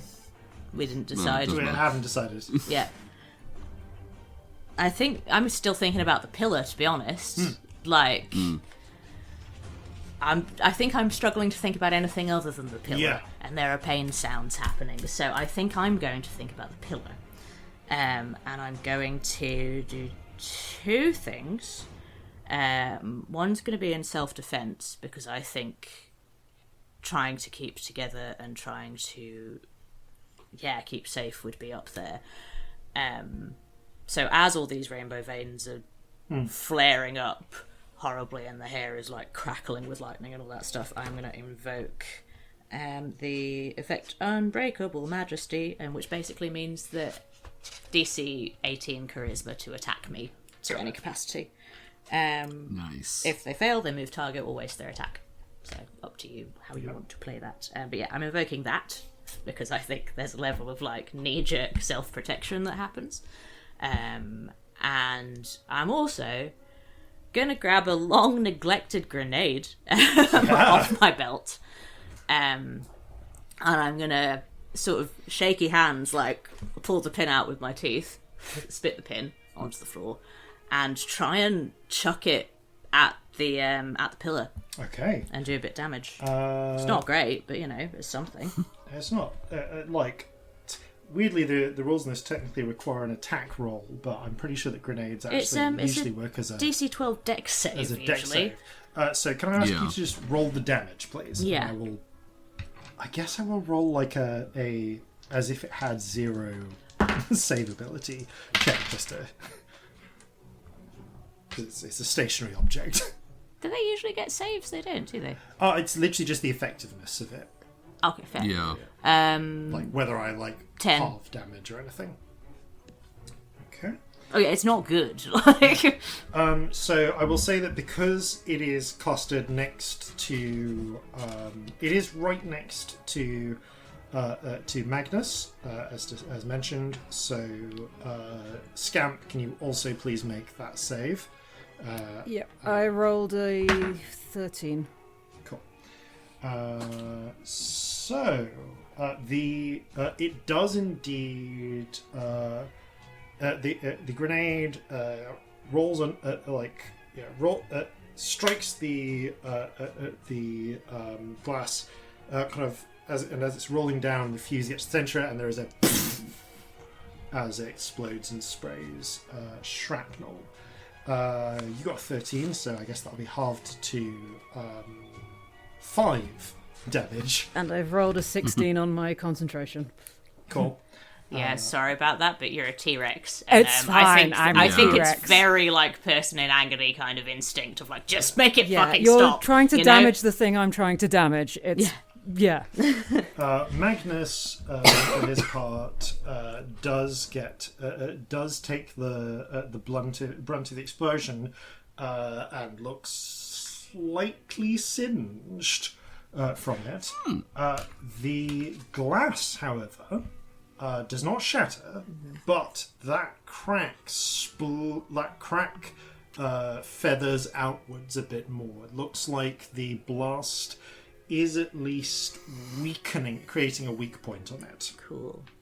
I need to roll a thing, don't I? And yes, end of your turn. Do you want to move at all, or you're just? I don't think I do. You're just kind of holding on. I think I'm actually trying to stay where I am. Yeah. And if I did move, I feel like I'd go forwards, and I don't want to. Fine. So. Case, can I take a little bit of cover behind the wall? You can. Is that allowed? You pull yourself behind the wall, against one of these bookshelves, and you get +2 AC from cover. Yeah, I think I lean on it to try and not go towards the artifact. Can I ask you for a charisma save, please? Yep. Ooh, it's good. It's good. It's a 31. Okay. Yep. Your the rainbow spirit. No, it's not. That's not a save. I'm sorry. That's a kind of a check. I've got my numbers wrong. It's still good. But it is charisma. That is a 26. Oh yeah, it's definitely high enough. Yeah. So I got it mixed up with my checks. you resist the pull of the. You continue resisting the pull of the effects, and the rainbow spirit stays attached to you. All right. So this is where things are going to get interesting. More interesting. So, well, like, you know, they're pretty interesting either way. Oh, I'm very, very interested. Don't get me wrong. Magnus narrows his eyes a little at the state of the at the widening crack, and he is. What is he? What the hell is he going to do? Fun fact: you have a lot of magic ripped from you. Magnus also has a lot of magic ripped from him right now. So he's acting with some interesting limitations. All right. What Magnus is going to do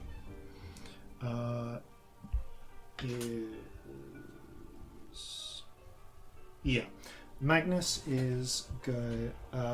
Damn, Magnus should have thought to make his damn. What's it called? Make his damn attack of opportunity on Corzin when leaving, because he has an ability specifically around stopping people getting away from it. I forgot it. Never mind. He was caught in. Was he not also being technically grappled by Scamp at the time? You can kind of Yeah, he can still attack when you're grappled. Sorry. You can still attack. You can still attack. Yeah, I forgot everyone's fucking attacks opportunity in that round. Never mind. They were all. There will be more rounds. There will be more rounds. Yes. Okay, Magnus then is going to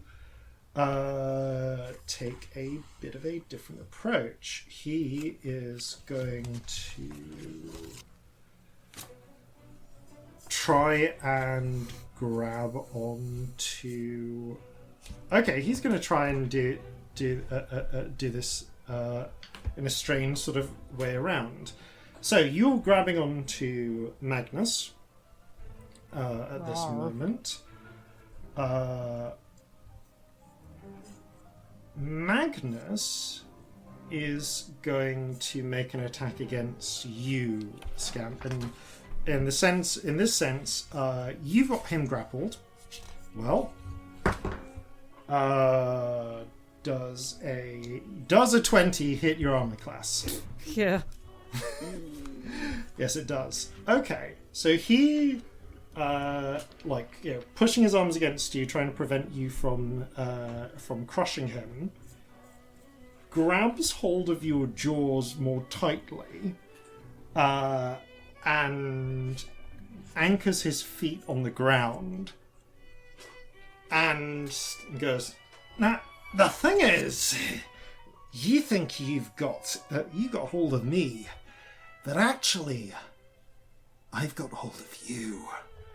And he's going to start dragging you away from into the living room, Scamp. Because you can drag I'm a already creature. in the living room because I'm bigger than the living room, than the room I'm in. Sorry? I'm 40 foot long. Impressive.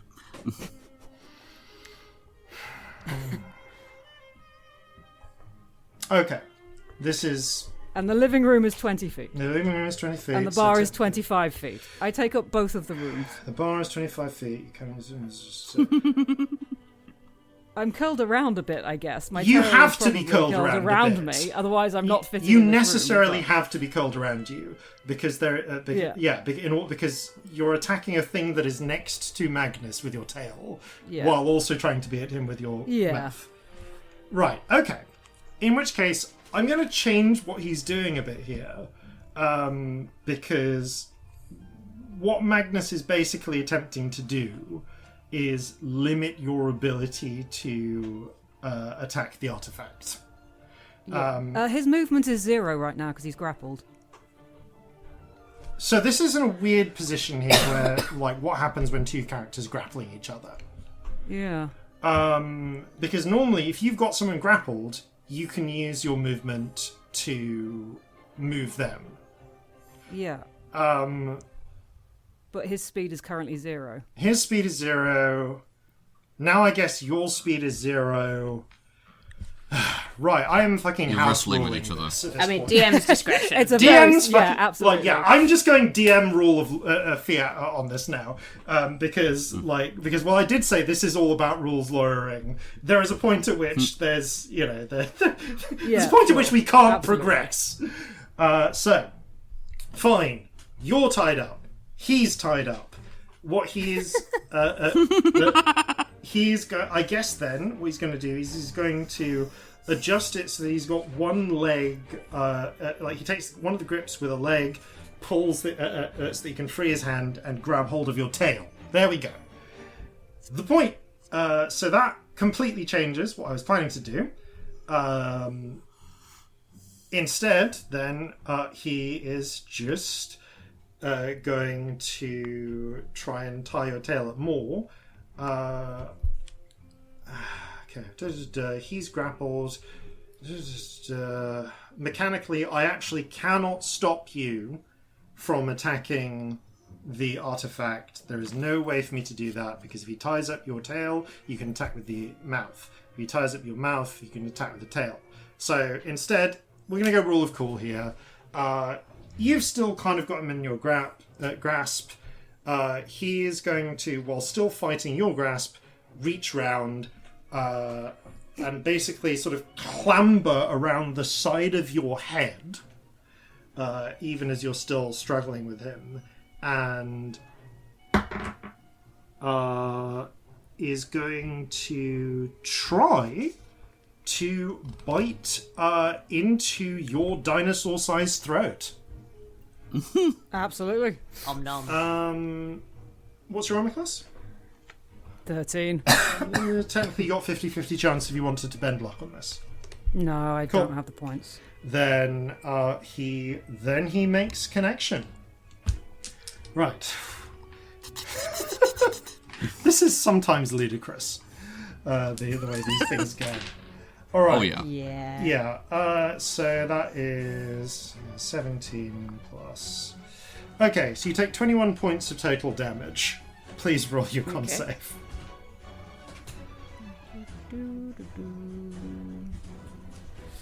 Uh, 22. Okay.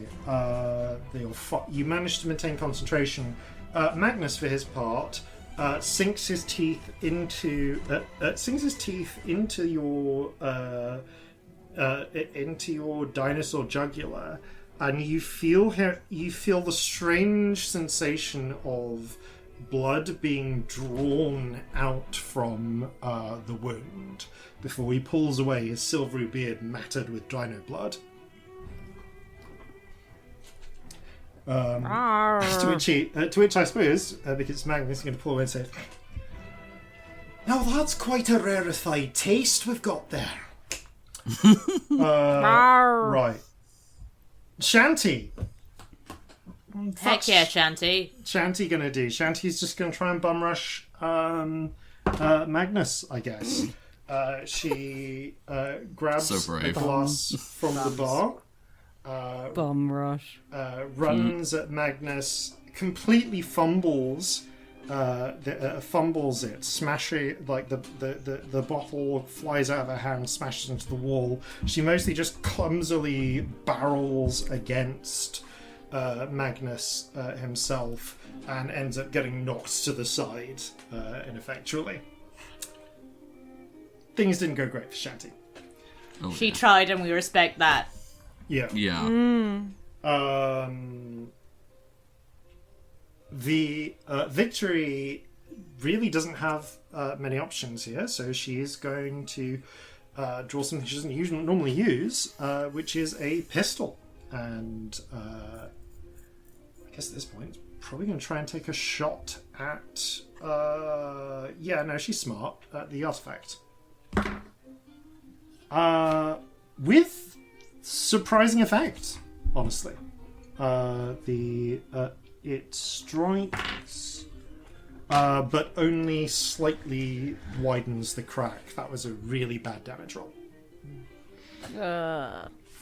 Okay, that is the end of Victory's go. Bring us back to round 2. It's Scamp.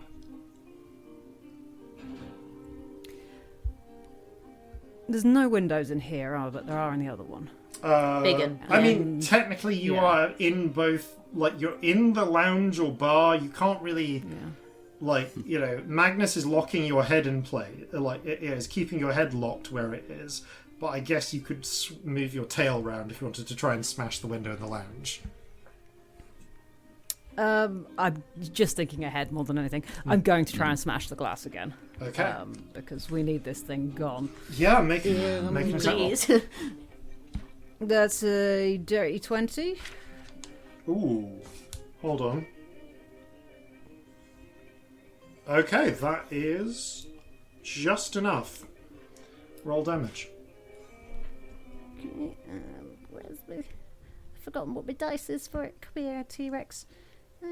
There it is.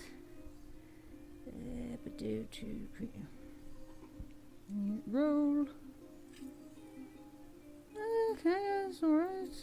Plus, I can do maths. I can't. That's lying. That is a... God, why are those numbers? 24. Those numbers were particularly hard for no good reason. Sometimes they just are. Okay. Your tail manages to connect with enough force that even for the power of ancient skyglass, actually relatively new made skyglass, it is simply too much pressure applied to too small an area. The glass shatters, exposing the pulsing artifact to the air. The artifact is still active, but it is now free of its protective layer. Vulnerable. Okay. And you currently have... I really want to... And I can't move at the moment, can I? Magnus is kind of holding... Yeah, you and Magnus both have each other in check. Yeah. I'm so much bigger, but never mind. He apparently really understands leverage. Yeah, It's the Corzin principle not employed by Corzin. Is it worth trying to break it? No, it would take the whole action. It wouldn't take an attack, would it? It would take an attack, but like you're in a strange position where I'm kind of going to rule that Magnus is literally holding your mouth down right now. Like it's pretty hard to attack anyone other than Magnus at this moment. Yeah, I just want to put this thing out the window so badly. Yeah, that's a lot of falling damage. I guess I'm going to have to attack Magnus again because I don't know that I can break this grapple that he's got on me. Yeah, it is an action to break a grapple. Yeah. One of the reasons Magnus is currently still stuck in your grapple. Nom nom. Yeah. Ugh, and I've rolled a bloody 2 on the attack. So that's a 12. Absolutely that is not enough. Magnus continues prying your jaws apart. And... Oh, hold on. He's restrained as well. So I get advantage. Until this grapple ends, the target is restrained. I missed that bit. Is that a special T-Rex ability? Cool. Yeah, I missed that part. I just saw the grapple bit. Which is annoying because it also means his attacks have disadvantage. But never mind. I didn't know that either, so... Cool. No, I didn't. Well, I didn't. Well, in fairness, I forgot 3 attacks of opportunity against Corzin, so we're all good. Oh, Happens. Great! I've rolled a whole 3, so that's 13 to hit. That's still not enough. Okay, Magnus remains grappled, and so do you. Hooray. You do see him. You do see him. His eyes twitch though as he looks over at the giggling hobgoblin and the now exposed artifact, and snaps. Don't just stand there. Protect the damn trap. It's worth more than you are. So now it's all Magnus's servants go. The human who previously was defending, who's previously worked to disarm Corzin, is going to use his action to pick up the trap and basically shove it down his shirt. Great, they're both going out the window then. Trying to use his own body as a sort of protective measure. It is way too thick for him to like swallow it or anything, though. But I will. It's fine. They'll both go out the window. Yeah. He is also going to try. He's used his action to pick up the artifact and sort of protect it, which means he doesn't have an action to disengage. And under the circumstances, he's seen how effective the fucking tail has been. He's just gonna hold steady then, but take a little bit of cover behind one of the pillars, because that means he doesn't leave your threat area. Corzin is hidden. Others don't fucking know where they are. Celestia has... I have some cover. I think you said +2. Yeah, Celestia has cover, but is like blaring with majesty. Oh yeah, no, I'm not hiding. Yeah. I'm physically incapable. Under the circumstances, then, they are going to flip two different approaches. So, the goblin... as you say, the orc. The orc is going to take an action to try and essentially assist Magnus in escaping. And I'm going to say that she is backed up, not by the hobgoblin. He's giggling for this round. Probably by the half-elf in terms of tall people. Which means they're doing that. Cool. So they can make their athletics check with advantage. Which I guess is... Does your grapple just have like a DC? Yeah. Thank you. What is that DC? Let me have one. Oh, it doesn't matter. It was a natural 20. The pair of them working together are able to free Magnus from your bite. Interestingly, this does not necessarily free you from Magnus's bite, as they pry your jaws open wide enough for while Magnus is still staying. For Magnus to sort of clamber spider-like around to the back of your head. Where he's still got you in his grasp. They can't act. They have acted. It's the goblin and the halfling are the only ones left. And they are person with a gun, giant T-Rex, weird flary person, but who they know is a target. They're going to go for Scamp. Scamp is still the obvious target.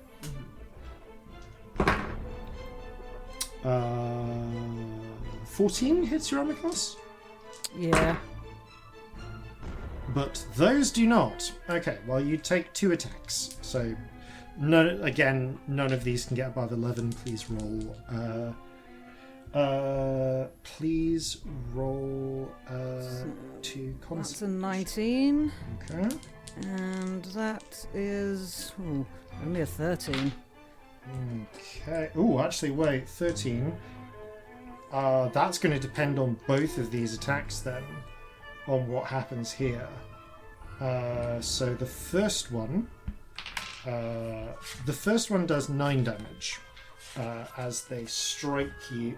As the orc, the half elf tries to strike you twice but fails. The orc beats you across the side. Sorry, not the half. The halfling tries to strike you twice and fails. The goblin, however, clops you across the back of the head, and then decides to join in, jumping on you and sinking his long fangs into the back of your skull. So let's roll the total damage. 11. Okay, no, it's 14 damage, but that's not it. They would need to have gotten like 26 to have made that fail. So no, you are fine. What was the total damage there? It was 14, was it? It was From that 14 second one. plus from the second one. And 9. And 9. Yeah, so 9? 23 total damage. Lovely. How's your hit points looking? Old Sacco hit points. 80. Okay, I'm below half. Shit.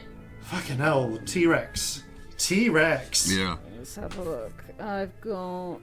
Ooh. I've only got like 40 something left. 48? Okay. I mean, this is like why polymorph is worth doing, though, right? Oh yeah. Yeah, I started with 136 hit points. Alright. Nice. That brings us to Should have been a fifth level spell. to Corzin's go. Okay. So, from my vantage point here, does the bar... You mentioned earlier that there's, like, running water here, or, like, is there a sink behind this bar? There is a sink behind this bar. There's Oh, goody. yeah, there's like a proper sink. there is you a said, wasn't there? Yep, there is a sink with a tap. Right. Okay. That fucker. Yeah. I am going to... Oh, it's running water. It's fun. Yeah. As my action, pick up Riptide, Yep. make one attack against the taps on the sink. Oh. Okay. Yes, that's a clever way of doing it. Make the attack. I guess. Okay. Yeah. Just you have to. Plumbing make the disasters. Well, that's going to be a 14 against the taps AC. Yeah. The taps are made of basically brass, and it's Riptide. They're So- fucking Also, yeah, taps. Riptide does double damage against structures and objects. Yeah, roll damage against Riptide. Riptide damage. Okay.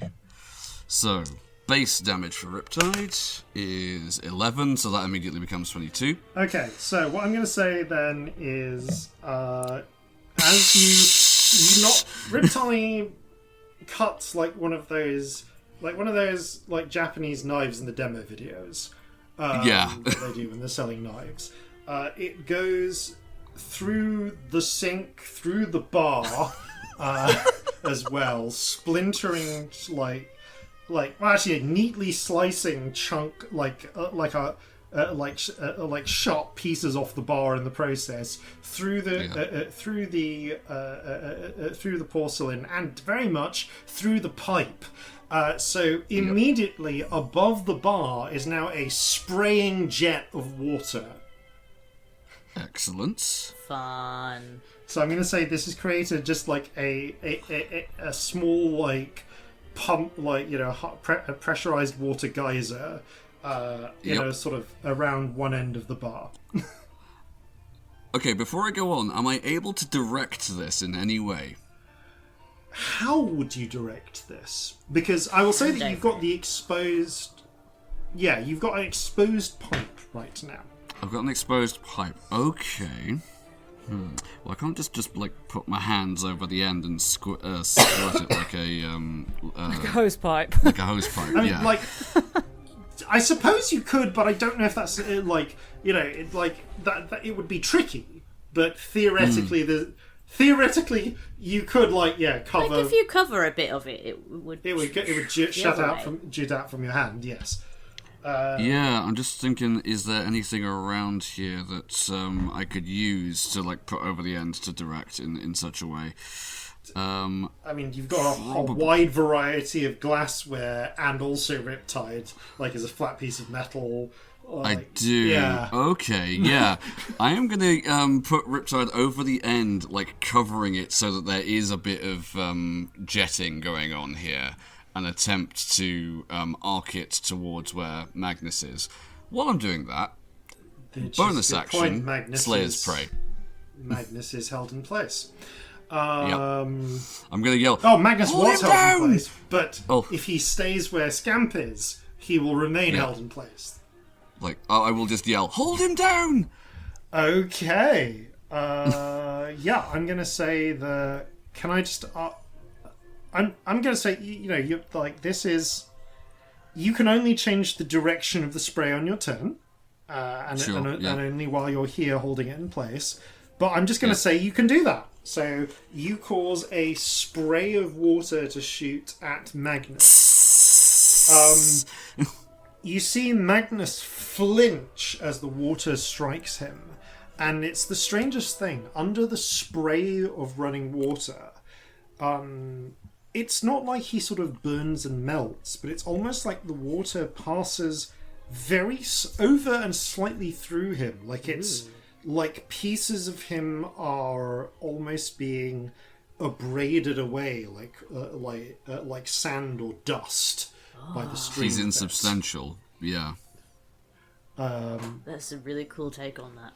Yeah. Yeah. It doesn't do any damage to him yet, but if he doesn't get out of the It's a spray... very low-powered version of a disintegrate. Yeah. But if he doesn't get out of the spray, it's gonna, that's going to build up. All right. Yeah, there's nothing else in melee range of me, so yeah, I think that's the full action this turn. But he does have Slayer's Prey on him now. Excellent. Speaking of which... Okay, the Hobgoblin is still drugged and giggling. Oh, and I need to make the save, the charisma save, don't I? You do. Yeah. Oh, shit. Okay. Good luck. No, that's a 6. Oh, mate. Okay, with a... like, the octopus has been holding on for dear life, but as you get this spray starting on Magnus, you just feel that connection to your soul weaken and then tear, and you feel it's almost like a part of you leaves you as you see the octopus is sucked seemingly into the human servant's chest, like under his shirt where the trap is, and with a sort of suppose it was always going to go this So sad. Corzin is screaming. Yeah, I think you would be. Yeah, the octopus is gone. Corzin, you have you cannot cast any spells. Okay. Fuck. Like, while you are separated from the octopus like this, you cannot cast Does the any Slayer's spells. Prey go? Slayer's Prey is more like a focus and intention thing. That's Yeah, more it's your a. training. I mean, mechanically, it's a class ability, yeah, but it's not yeah. so much. It doesn't come from the octopus. This is you just being an obsessive hunter. It's red string powers. It's basically Yeah. like this isn't powered by the octopus. It's powered by you being Captain Ahab. Powered by red Yeah. string. Red string powers. Power, Vengeance! hyperfocus. Celestia, you see this happen. Like horror, pure horror. Yeah. It's also now your turn. Yeah, horror, fear, and then the expression turns to like danger, Celestia, rage, like bad rage time. Where is the servant with the pillar down his top? Still next to the pillar because he was afraid because he couldn't disengage from Scamp. Well, okay, I have a question. I have a couple of questions, and they're all silly before I do anything serious. First question. do I as Celestia understand that vampires are a kind of undead? Yes. Okay, so holy water is not a leap. No. Like, that's a thing that I would just... I know they're a type of undead. Holy water works on undead. Yes. I have holy water, shockingly. Oh, shit! Not much, but I have some. My second really silly question, which obviously you can feel free to just be like, no, man, that's ridiculous, is how much of an action would it be to tie a grenade to a bottle of holy water? If it's a full action, that is a valid call. Yeah, but it's basically it would be, you could throw a bottle like a grenade, but trying to toss and you could, or if you had 2 attack actions, you could throw the bottle and then try and throw the bottle and the grenade at the same time. But tying them, I don't have 2 attacks. Tying them together with no preparation, no. Super fair. It was an idea I had. I don't think that I am in the kind of space where I would spend an action doing something that isn't helping directly. So Cecily's going to do some acting and stand up perfectly despite the level of agony that she's in right now. Walk over to the guy, almost calmly, in that sort of calm rage. Walk over like we're just in a bar, just saunter over to the guy with the pillar down his shirt and just say to him, amazing the things we can manage to fit down our shirts, isn't it? And I'm going to try and put a grenade down his shirt. Love it. Yes. That's what I'd like to do. This is an attack roll, or a sleight of hand check. Oh God. I think I have disadvantage on checks right now, right? You do? Honestly, that was so cool. I'm going to negate the disadvantage. Okay. For what? Because I'm trying to work out which would be better, and I can't tell. Sleight of hand is +8. What would it be as an attack roll? Dex plus proficiency. Okay. So it'd be the same as your rapier. Okay, so it's actually the same. Yeah. So I think it's funnier to do sleight of hand. So let's do that. I'm going to say that I have... time with coins pays off. I'm going to add a thing and say that I pulled the pin out before I came out from behind the wall, because that adds a layer of cool if you've got a grenade that's about to go off in your pocket. These aren't pin-based, but you light the match and just hold it behind you. Oh, it's not a pin. You're We're not cooking in the land of pins yet. You basically, as you walk back behind you, you strike the match against the fuse, cook it for a moment, and then... Think of cartoon bombs. Yeah, and then try and shove it on his shirt. That's actually really fun. Yeah. So yeah, I'll do sleight of hand, I guess, because I do just do it's that really uncanny we're friends and I'm making a joke kind of thing, Ah shit, it's rubbish though. That's 13. 13. Okay. I mean, it depends. It's a sleight of hand, so I don't know. But it's perception rather than its armor. Yeah. That's a point. Hold on, let me just check, because that is not enough to get down its armor, I will say. I'm just going to check the actual stat block for this. It's going to go off now regardless. Oh, it's going off regardless. It's going off. It's going off. It's just whether or not it hits the it hits the totem. Passive percent. What did you get? I got 13. Okay, this was apparently exactly the right choice. Oh shit, wow. Really? Because its passive perception is lower than its armor class. No way! Amazing. Oh, I can't pull that hell. a whole bunch of times either, so hopefully... that's my last grenade. I had 2. So, yeah. Just to reassure you, this is not going to become a recurring move in this fight. Yeah, so, as you say that, he's, got his arms up above, one arm, holding the top of his shirt closed, and you just, slide it in under, just, in a loose bit under the... Yeah, like where his waistband is, where the sort of waistband thing. is. He looks up. And there's a bereavement. Do I have time to step back a little bit, or am I just getting grenaded because I'm down? I'm going to say the sleight of hand means that you do get a moment to slightly step back, slightly, just a little bit, which is part of what it is. Otherwise, it would have just gone off and everyone takes some damage. So I'll say, so you again, you don't really hear these people haven't spoken much, but in this moment, you do hear a brief. Oh shit! Roll damage. So it's 3d6. Let's have it. Oh my god, that's like really good. 14 out of 3d6. I rolled 2 6s and a 4. Okay, so that's not right. 2 6s and a 4 is not 4. It is. It is 14. No, it's not. Yeah. 16. 12. 2 6s and a 4. 2. That's 16. 16. Sorry, I thought it was 2 6s and a 2. Even better. No, it's my brain said 10, and then I was looking at the 4. I'm doing so well at maths. It's 16. Okay, so this is very interesting. So the first thing, so obviously, I think while saying this pithy line, there are probably like actual tears in her eyes from the agony that she's in. It's really frightening. Rainbow it's tears. Terrifying. You have rainbow tears going on. As you step back a moment, there is the shattering on his shirt is ruined. Sprays of.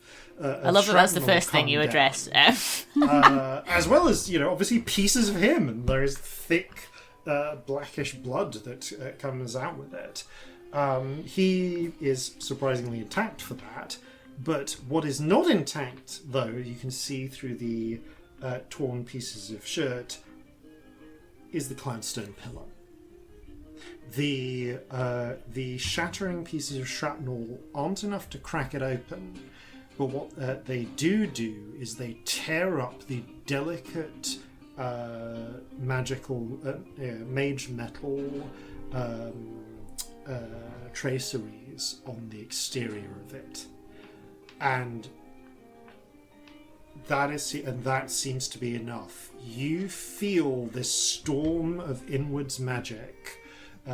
Magical tides suddenly destabilize and then collapse, as if the whirlpool suddenly becomes flat, familiar waters again. The wrenching sensation that you're feeling even more strongly now that you are right next to the epicenter of it suddenly relaxes, and you feel the rainbow spirit slam back into you, reconnecting, and the fullness of your power return. Scamp, you similarly feel the tides of magic stabilize once again around you. We'll get to that in a moment. And Corzin, and so does Victory. Corzin. You feel the pull stop, but the octopus doesn't come back immediately either. It's not open. It's you just are stopped. still, the effect has stopped, but the octopus is still trapped. Right. You are still bereft of magic. I'm not done. Ooh. Okay. Only a little bit not done. I've not done a bonus action. So I think there's a pretty strong stagger, because your soul's being put back in. Ow, and also yay. She put his head up after the stagger, with flaring probably brighter than you've ever seen her with all the stuff going on. And she just looks at Magnus and goes, I don't think you have planned ahead enough, because I don't think you have quite understood what happens when I get this fucking angry. And I'm not going to do anything offensive on this turn because I've run out. But what I am going to do is, you're all looking at her and it's the brightest shit you've ever seen, and you get a little fucking pep in your step. And you will get 11 temporary hit points. You can also move if you would like to, because you get a little burst of speed. Okay. Corzin, where do you want to move to? if anywhere. If you wanna, yeah, you don't get attacks of opportunity, and that's sort of the point. Well, I would say that if you do move from your current position, you can't. You're currently getting a spray of water in place, so you might. Yeah, I'm gonna remain spraying the water for the moment, but like, is the guy that just had a grenade down his shirt still in any way up? Yes. Honestly, despite the fact that he just had a grenade down his shirt, looking surprisingly intact. I mean, he's undead. Yeah, okay, fine. Yeah. I'll just take the temporary hit points for now. Yeah. And as you all feel this flood of magic return and this moment of like the rage and the hope flood back in, something else happens as well. You know how, Celestia, you saw that moment where all of the servants seem to become disoriented? Mm-hmm. Mm. Almost the reverse happens. They all seem to... their eyes glaze for a moment, and then all of them snap their heads up. And Magnus says... and you see Magnus gives a sort of... tusk to what you've said, and when he speaks, his voice echoes from all of their mouths. Oh, I wouldn't say we haven't planned at all. Okay, we are into phase 2 of this combat. The great plan. Magic has returned. This is going to have a few effects. Didn't think we'd get with this far, did we? No, I'm actually quite impressed with us that we've. It's at least stopped. You know. Start looking at my fucking spells again. Jesus. For his action, Magnus is going to sort of pushes himself off Scamp, slides out of the way of the spray of water, and you see that the sort of strange erosion of his nature ceases. So he doesn't take any damage this round from that. But he does reach beneath his beard and places a hand around something. And you feel something change in the air. You're not sure what it is, but you have a sense that something just changed. And at this point, he is going to move... Yeah, I think he's going to move back towards the master bedroom. He moves back towards the master bedroom. Is that going to work?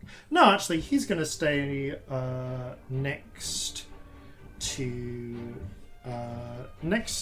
Scamp, but move back sort of into the sort of entryway between the bar and the lounge. So Magnus is so you can't get towards the door without passing him. Okay. He spreads his hands and goes, "Well then, come and have a go.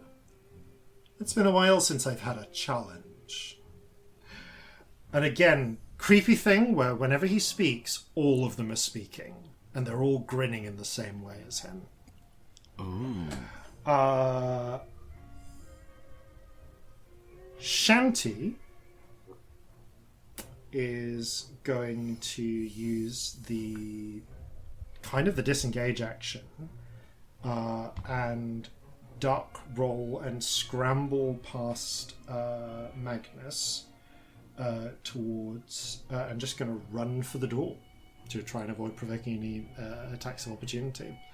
She gets as far as the door, cowering and looking around in a sort of like she's just sort of driven by panic. So Shanti is now over at the lounge, at the lounge door. It's a pretty valid panic. Yep. Yeah. And that makes it Victory's go.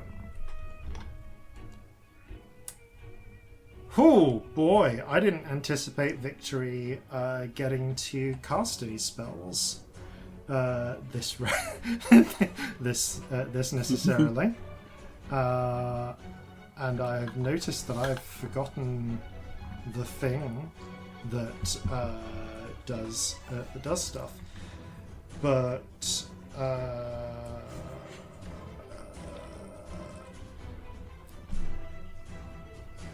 I'm actually having a moment of blanking, genuinely, as to what she's going to do. It's all right. You've said to us, you know what? Actually, no. Victory at this moment is going to look around. So everyone is to some greater or lesser extent in the bar right now. Corzin, you're behind the bar. Celestia, you are right up next to the artifacts. Yeah.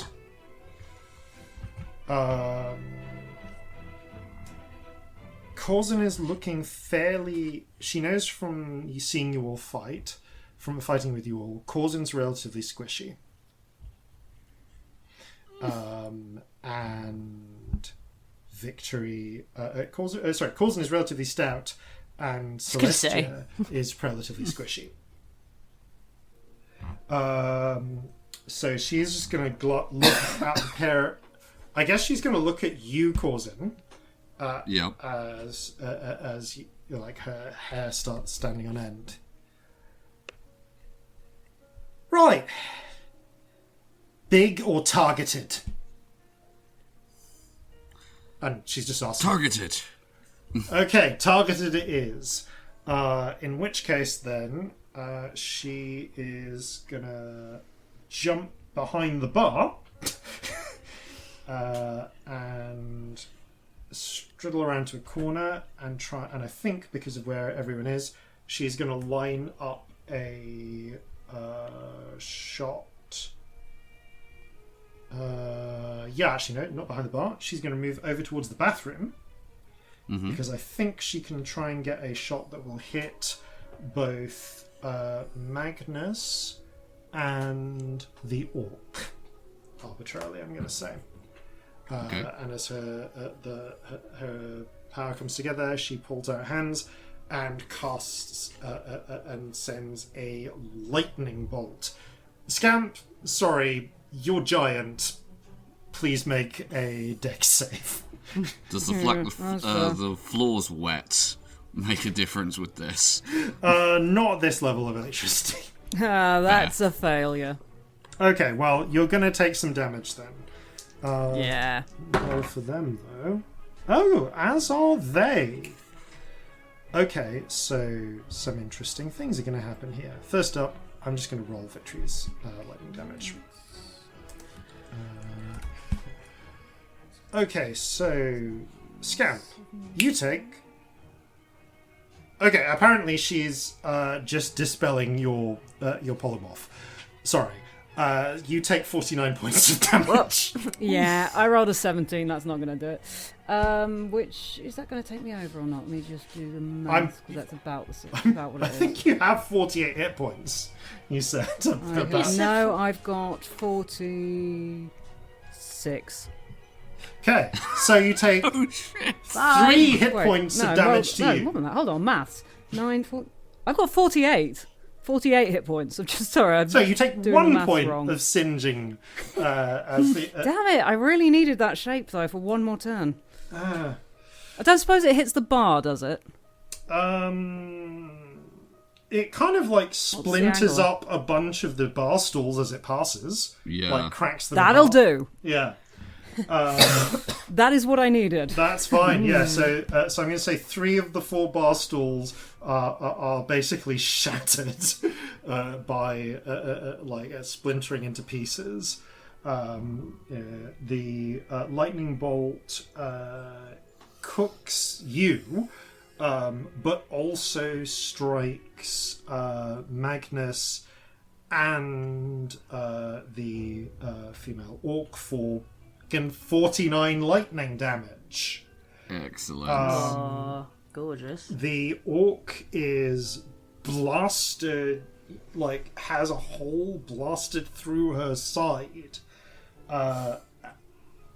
Somehow, she's still standing, but even for a vampire, that's a lot of damage. That was a lot of damage. Oof. Yeah, she looks pretty fucked up from that.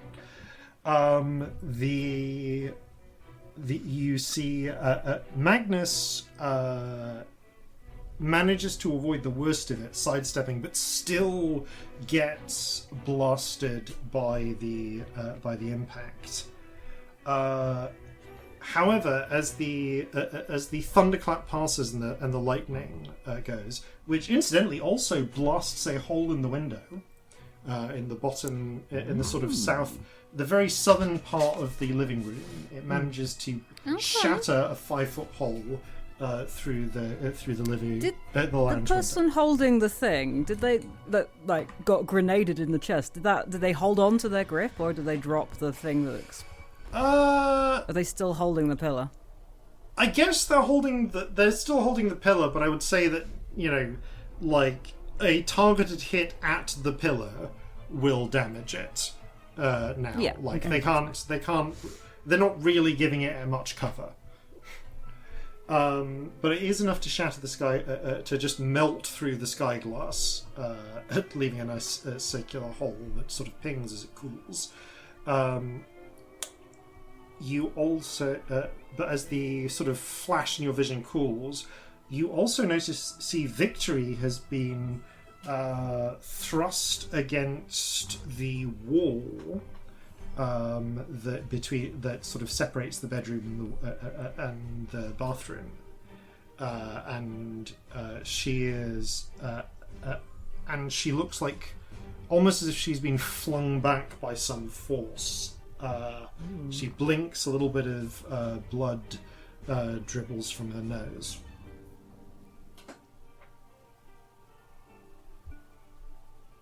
She's not. Doesn't look to. It looks to have whatever has hit her seems to have certainly rattled her. Okay, that is the end of Victory's go. Scamp, you are kind of where you started. I guess like your center of mass is like a little weird, but you basically ended up in between where Magnus is in the doorway between the lounge and the bar, and where the artifacts were. Okay. So look, how far did Magnus get into the lounge? The Magnus is literally like in that dividing wall space between lounge and bar. Okay, he's not far. Lovely. No. I would like to cast Animate Objects, please. And I would like to... all the little broken pieces of wood, I would like to animate 14 of them, please. Yep. Is that the maximum you can do? I'm having a look. I think so. So it's up to 10 within range. I was gonna say, but I'm having to cast at a higher level because I have no spells. So you get extra below. Got it. I've only got a 7th and an 8th left. That is all I have. All right, animate it is then. So 7th level, animate object, 14 pointy bits of wood, please. Oh, yes. Okay. Excellent. I would say that they need to be small or larger. So you have. You can choose between tiny or small. For your object size here. I would rather have tiny. Okay, so you get tiny shards. Because they do less damage, but they have a higher chance of hitting. Alright, yeah. So who do you want to direct and they're harder to hit. Who do you want to direct your... How many vampires have we got? You have... actually, because I will note that you did see the half-elf, technically you have 6 vampires. Okay. Magnus and 5 of the servants. Sorry. Right. But to start with, I'm going to try and get 3 of them at the heart of the one holding the the stone because Yep. yeah, vampires. Oh, fun. Okay, make those attacks first, please. So that's the human.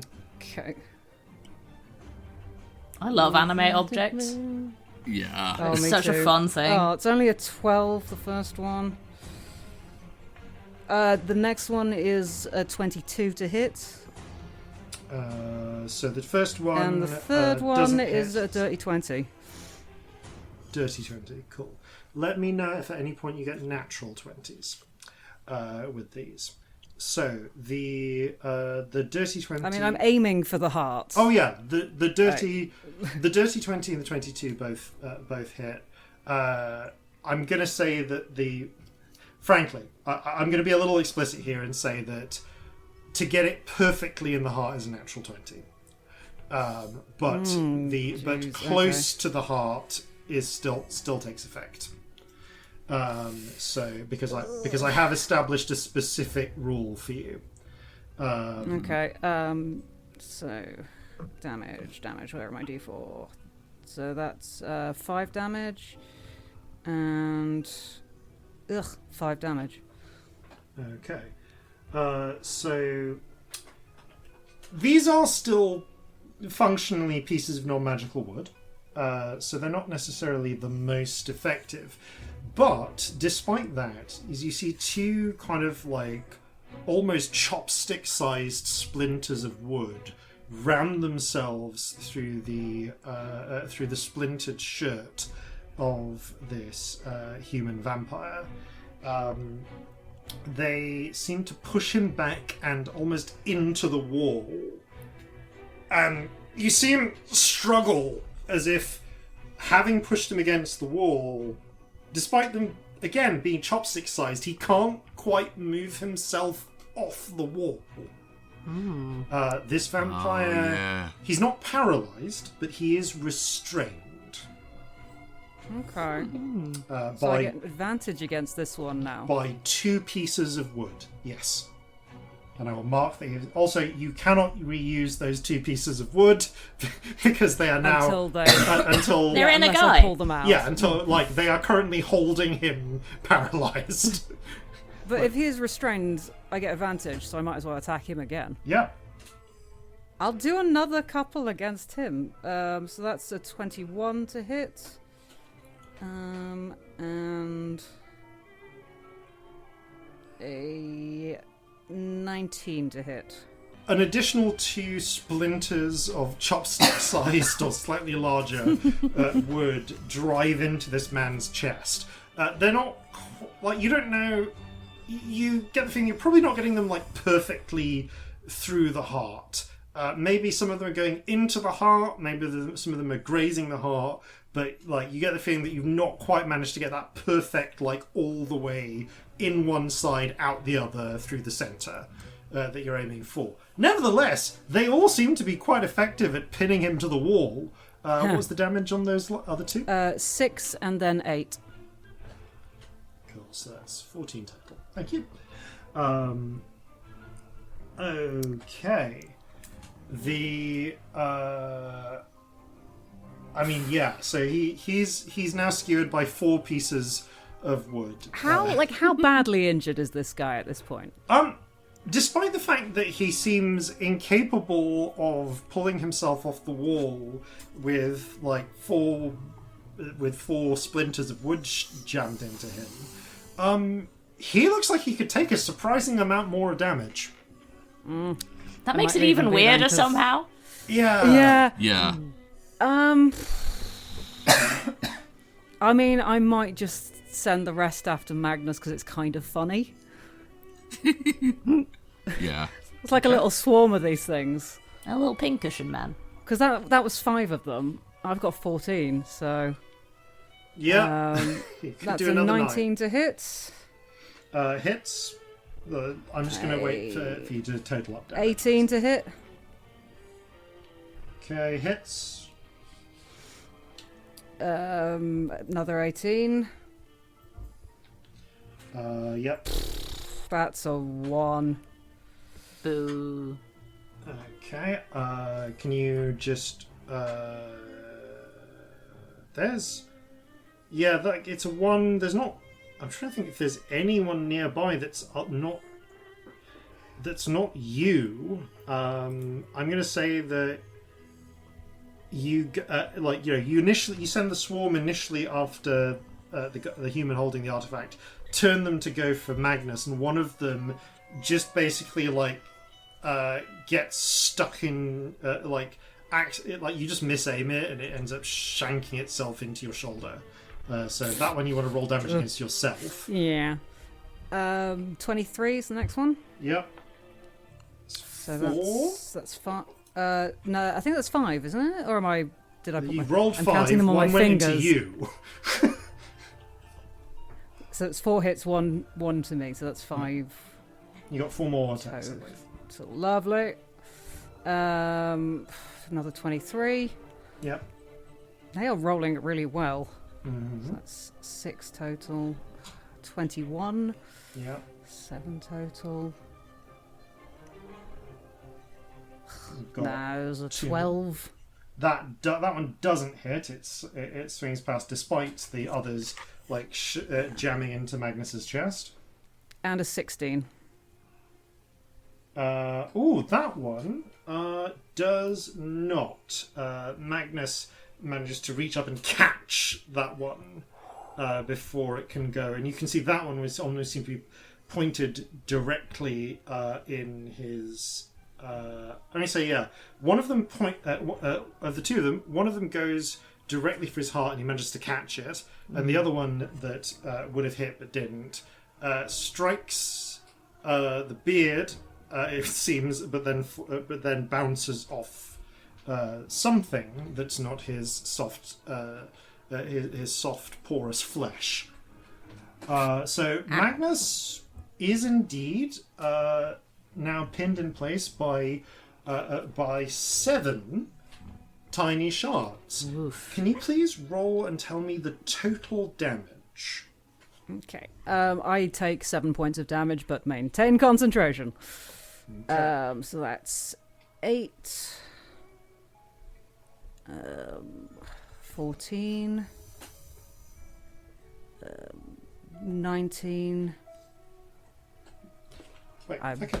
Oh, this is the totals. I was going to say, how are you getting... sorry. Yeah, you asked for a total, so I'm adding them as I go. Otherwise, I've no way able to remember. That's 3 of them, isn't it? Yeah, that's 3 of them. So there's 8, 14, 19. Yep. 26. Yep. 32. Mm-hmm. 40. Come on. 45. This is silly for a... I mean, it's a high-level spell, but these are little pieces of wood. Yeah. You've done well on it. Yeah. They're excellent. They Death of rolled 1,000 nice splinters. Okay, so 45 total damage. So I'm going to say, again, it's not... In terms of sheer damage, it's not as effective...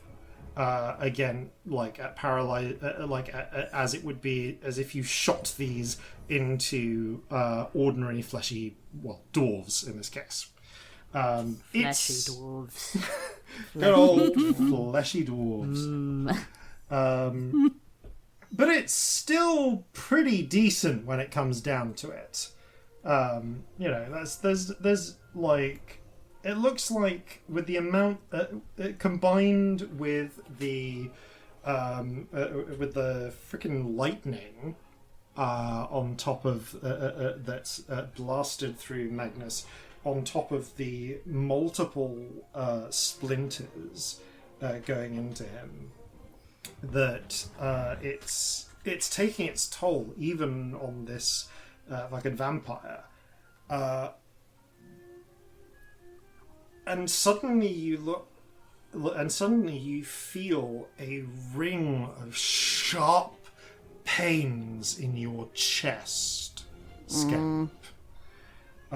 You take 11 points of psychic damage.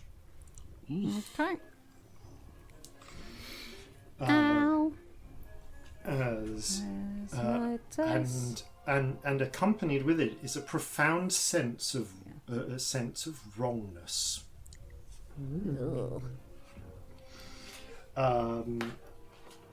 Okay, that I guess is the end. I maintain concentration. Yeah, that's the end of your turn. Oh boy. I don't think I've got any bonus actions.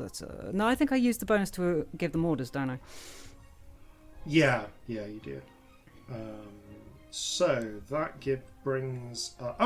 And sorry, I meant to do this the moment that magic returned, but I forgot about it. Roll 2 D100s, please. Because you did actually have some tides up. Whoop. That's a 3. And a 57. Okay. You see 2 futures. One where you can see clearly, and one where you can see fire. Wow. Oh, I mean, I can't remember if I've said it on air, but I've been saying it repeatedly since this man first walked into a room, even before he became a villain, that I wanted to set his skin on fire, so I guess I want the fire. Okay. And I know that this doesn't quite work like that, but it just makes sense. Yeah, alright. You know what? I'm going to do I'm going to slightly mess with this. Sure. Fun. For the next minute, you may choose each round as free action where you are directing your gaze. You must direct your gaze somewhere, and you cannot shut your eyes without bad things happening. Whatever you choose to be looking at, if it is a flammable object that is not being worn or carried by another creature, it will burst into flames. Oh no. That's very fun. You basically, you have to look at something, but you have heat ray vision. If you close your eyes, you will burn your eyelids. Yeah, I figured that. Wow. How does it feel to be Superman? Or Cyclops. Yeah, this is uncontrollable heat ray vision, sorry. That's Cyclops. Yeah, definitely Cyclops. Which always felt like a poopy deal in the X-Men verse to me. I mean, some of them have it.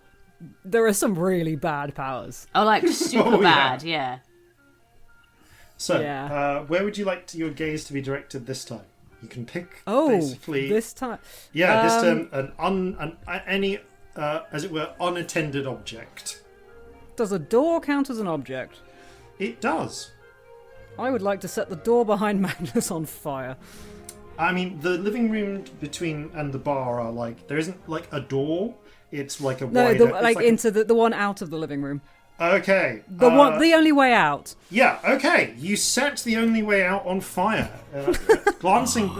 Gazing past Magnus, you see the oak, the beautiful sort of, I think, did I say oak? It might have been mahogany, door burst into flames, and as it does so... This might be a terrible idea, but it is now aflame, just the whole thing. And as you see bits of wood char and speckle away, it reveals the steel underneath. So, how advanced is the technology here? Do they have sprinkler systems? Not that advanced. Shame. They have, love a bit of running water right now. Do, but that's more due to a plumbing disaster. Yeah, that's not an actual sprinkler system. Not an intentional sprinkler system. Like, a vampire who put a sprinkler system in their own apartment would be an absolute fucking idiot. Yeah. Honestly, even the bath was a little risky. I decided... Even a tap is a bit hubristic. I decided he wouldn't quite be dumb enough to have a shower in here. Yeah. Yeah. But a bath you could get away with. A tap for convenience if you are a really self-confident vampire, though.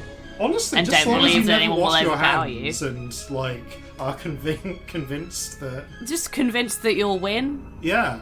Yeah. You'd be like, And yeah, I'm having honestly, a fucking tap. I have to say, barring sudden appearance of T-Rex, the odds were kind of in Magnus's favour up to this point. Yeah. Oh, it was a scary fight that you set up. Oh, yeah. Yeah. Yeah, no, This it's is an unpredictable absolutely terrifying. T-Rex. I had one spell that I could use. Anything? That's your turn. Okay. Yeah. Which brings us to the other vampires. Cool. Okay. So the servants are going to take some actions now. Okay. Human man. Human man. The worst superhero.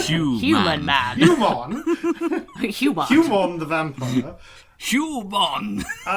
Is not only pinned to the wall, he is pinned to the wall by 4 fucking shards of 5, I think, wasn't it? no, 4. You fired 5. 1 missed. By 4 right. shards of wood. It is an action to remove each shard of wood as well. and it does have to be a check made with disadvantage if you try and remove your own. So the stake holding you personally into place. So yeah, I'm gonna say that he's kind of stuck. Du Bois stuck. Du Bois is stuck. There is one character presently within reach of him, even though his attacks are with disadvantage, and that would be Celestia. Mm-hmm. So he still has to do a charisma save to be able to attack. He does, you yeah. DC 18. That is not an 18. Ha ha ha. So he has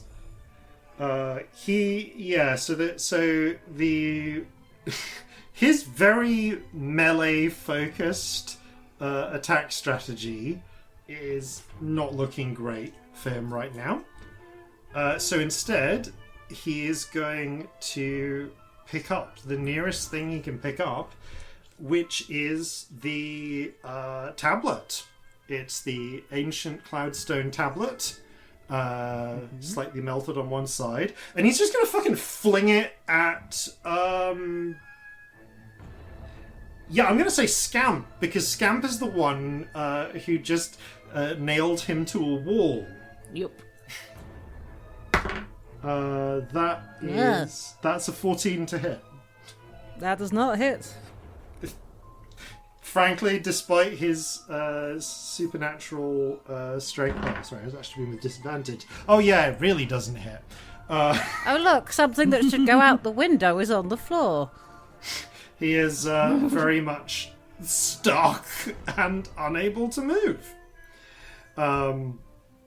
Rough times for this chappie. The others, however, I mentioned before that they all have these like silvery batons.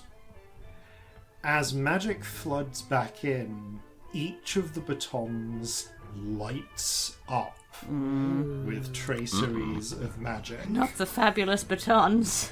The fabulous batons belonging to the personal guard of the best enchanter in the city all light up.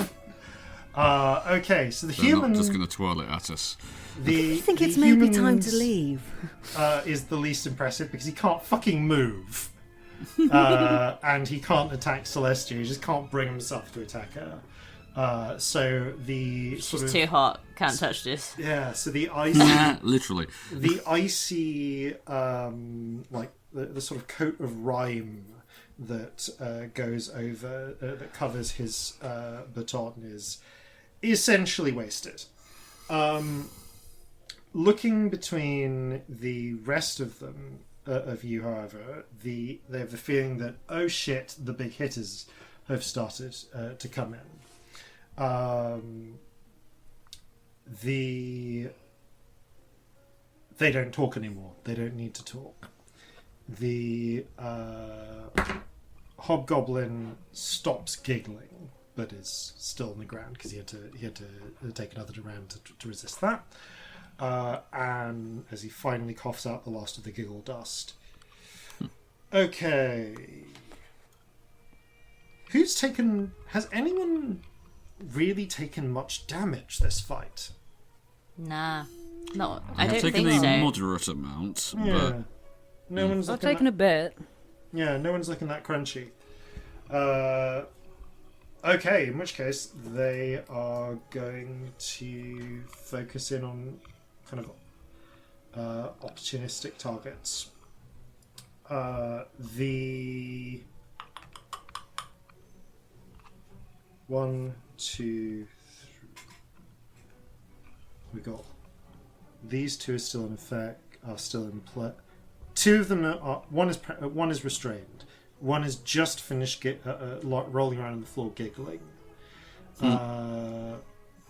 Two then are going to go for either Scamp or Celestia, and two are going to go for the man with the deadly stream of water. The worst Bond film. yeah. Okay, so I'm going to say that It's like a guy that pisses poison. I've changed my mind. That's the worst Bond film. Oh yeah. The half elf and the halfling are both going to go for Corzin. So Corzin, you find yourself flanked by half creatures like yourself. The orc woman has a fucking bone to pick with the sorcerer that just put a lightning bolt through her and is going to launch herself at victory, which might prove to be a very short-sighted move. And the goblin is going to focus on Scamp under the circumstances. So let's do some attacks. Halfling and half elf first. They are going for Corzin. Okay. Alright. 15? Nope. Okay. Sorry. And 19. 19 hits. Cool. All right. So the halfling with the halfling's baton lights on fire. He swings at you, smashing into the bar both times, but fails to connect. While he's doing that, however, the half elf sneaks up behind you and strikes you twice against the ribs with her baton, and it is and both times it crackles with electricity. I think I can't remember if Corzin's ever been shocking grasped before, but there's something of that to this experience. You take. Are you resistant to lightning at all? I am, yes, Ooh. the jerkin. Okay, then you. This is actually reduced for you, so you only take 4 points of lightning damage, but you do take 16 points of bludgeoning damage. Fair enough. Right, okay, so that. So those two are done. It's the other two. Orc is going to go for victory. First attack hits, and that's not great for her because victory is going to use her reaction to. So the moment the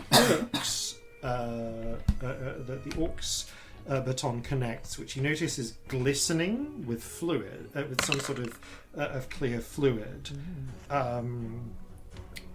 Victory shouts, "Fuck off!"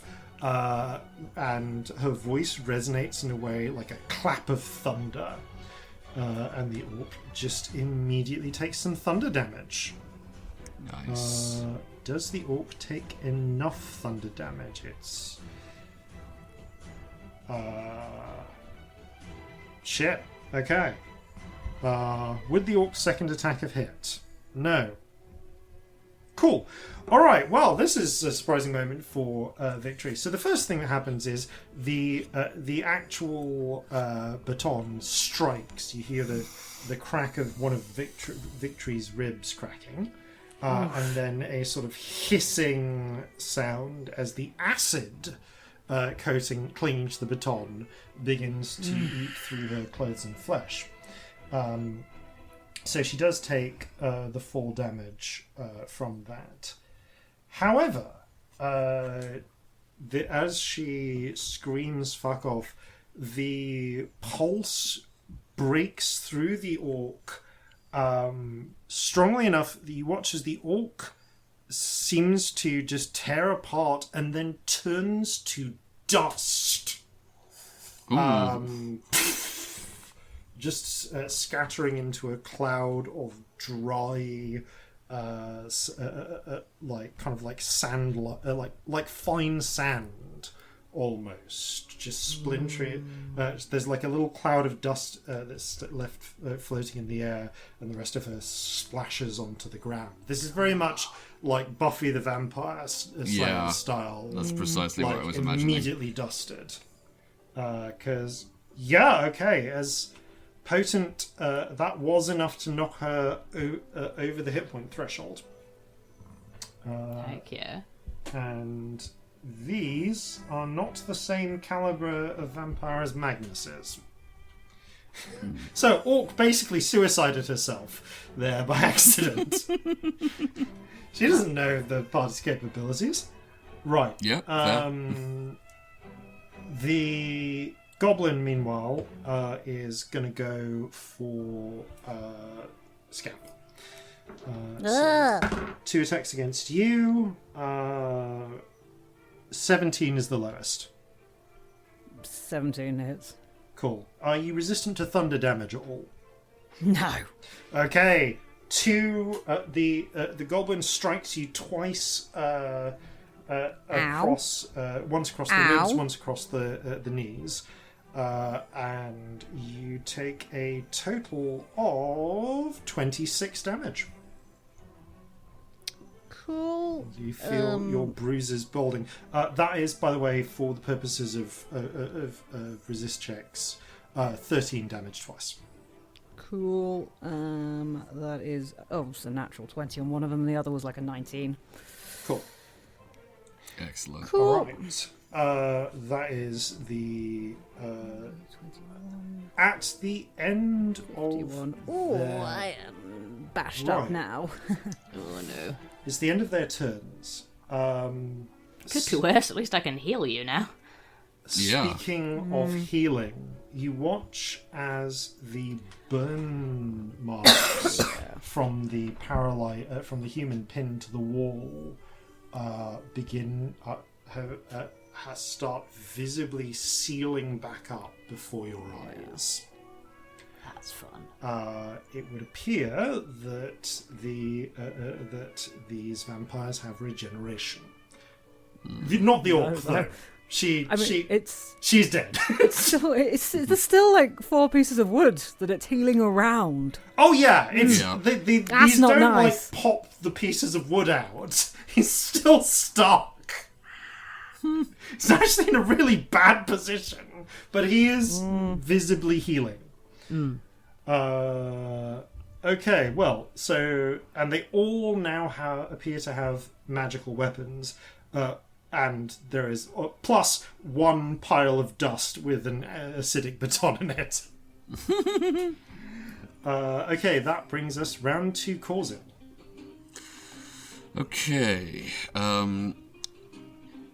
Which one of them has the artifact down there? That would be the guy. No that'd be the guy pinned it's on to the the floor. wall. He threw it, didn't he? Oh, it's on the floor. Oh, He threw it, didn't he? Oh, he threw something else. What did he throw?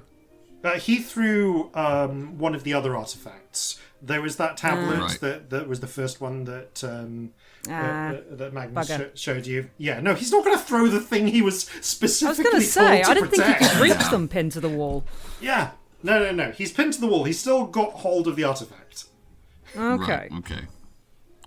But he's still got hold of the spirit trap.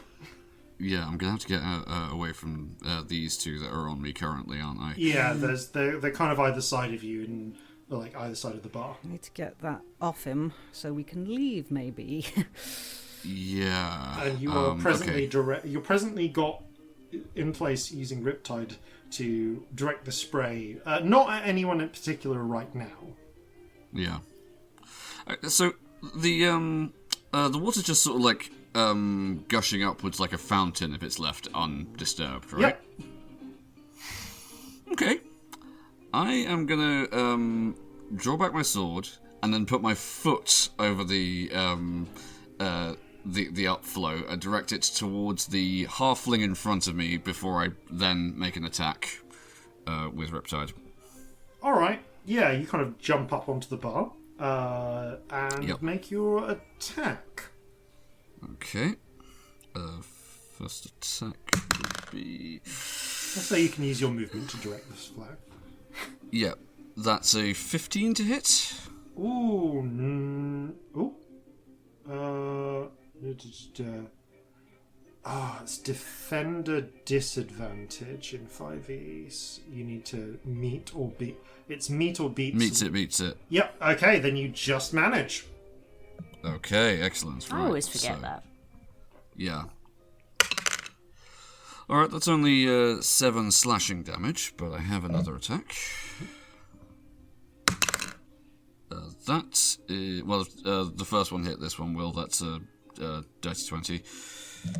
Okay. For... slightly better damage. That is 9 slashing damage. Okay, so that was... I've only got Riptide out at the moment, so 9, that's... and what was the other one? Sorry. The other one was 7. Cool. Because it's Riptide, this is the full damage takes effect here. Riptide cuts through fucking anything.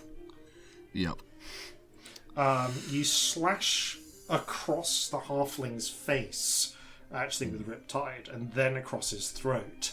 And you watch as the cuts slowly start healing up. This would definitely have killed a mortal. Would he not have the regeneration interrupted because he's in the flow of water? I'm slightly flavouring the regeneration here. The regeneration is interrupted if he doesn't. He needs to get if he ends his turn. Right, gotcha. His regeneration happens at the end of his turn. So if he's still in the water at the end of his turn, yeah. Fair, cool. Basically. Talking of which, actually, do I still need to roll a charisma save, or is that done now? No, that's done. In fact, I am the totem, feeling the loss. Yeah, the totem cannot do more harm to you.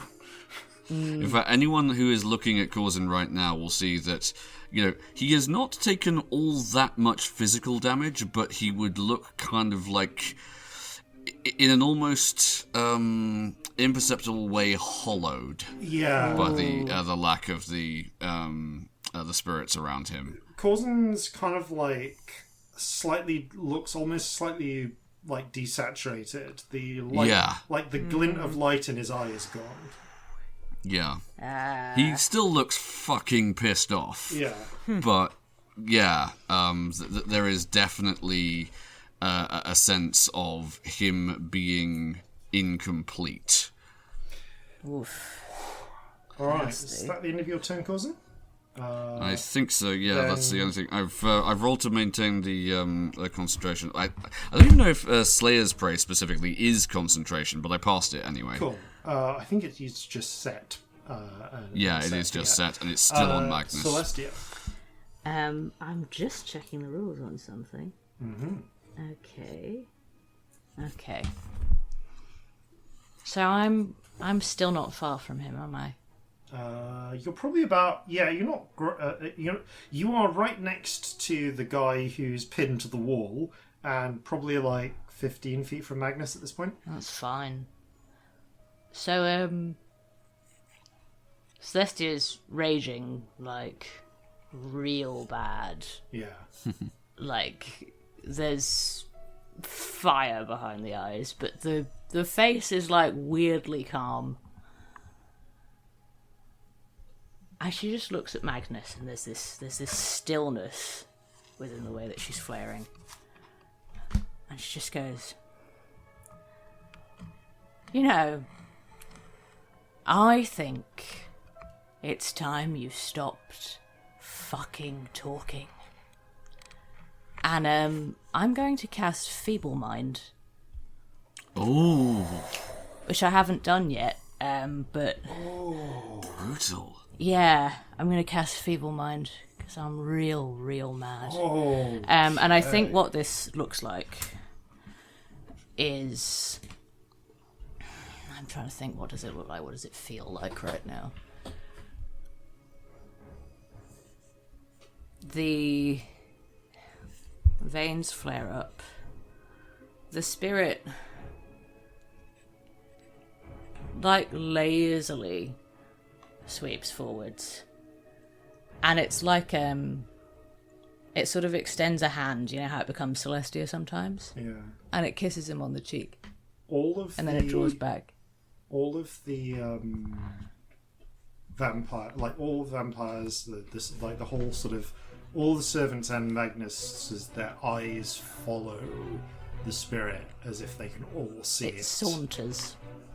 And yeah, okay, this is... So he just takes the psychic damage. The psychic damage is, I think it's what? 46. 46. So that just but it's a charisma it's an save? intelligence saving throw first. Okay. No, it's an intelligence saving throw. Yeah. Ooh. Ooh. Let me just check what Magnus's... Shall I roll the damage? Because that's roll the damage, regardless, isn't it? So, Magnus has high intelligence. It's amazing. What he does not have is proficiency with intelligence as a saving throw. Good. So... Okay. That kind of rolled under the thing, but it was flat, so I will take the roll that it gave me. Okay, so what was the psychic damage? The psychic damage is 10. It's not amazing. Okay, still an effect. Yeah, I don't know if this sort of thing works on him. I'm just really mad. So, cannot do that. Cannot do that. But that is still an effect. Cannot do that or that. We're going to change how this works, how they're going to act accordingly. So, as the spirit weaves its way forwards and kisses him through the skull. It kisses him on the. It's like holding a hand out and like kissing like kissing a lover on the cheek, sort of thing. It's really sinister. It leaves behind a smear of purple colour, of dark purple colour. Yeah, the purple's the brightest during this bit. Spreads across Magnus's face, and you see for a moment this a look of genuine fear in his eyes. You wretched little. If you think that, and it's afraid of losing the thing that makes you you, are you, Magnus?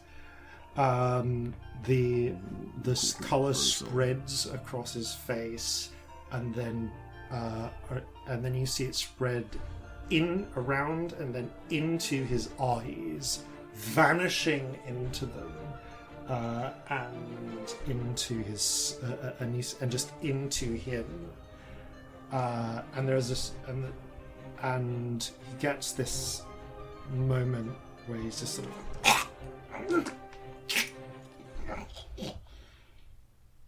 and his features twist and become animalistic. Ooh, that's a fun take on this.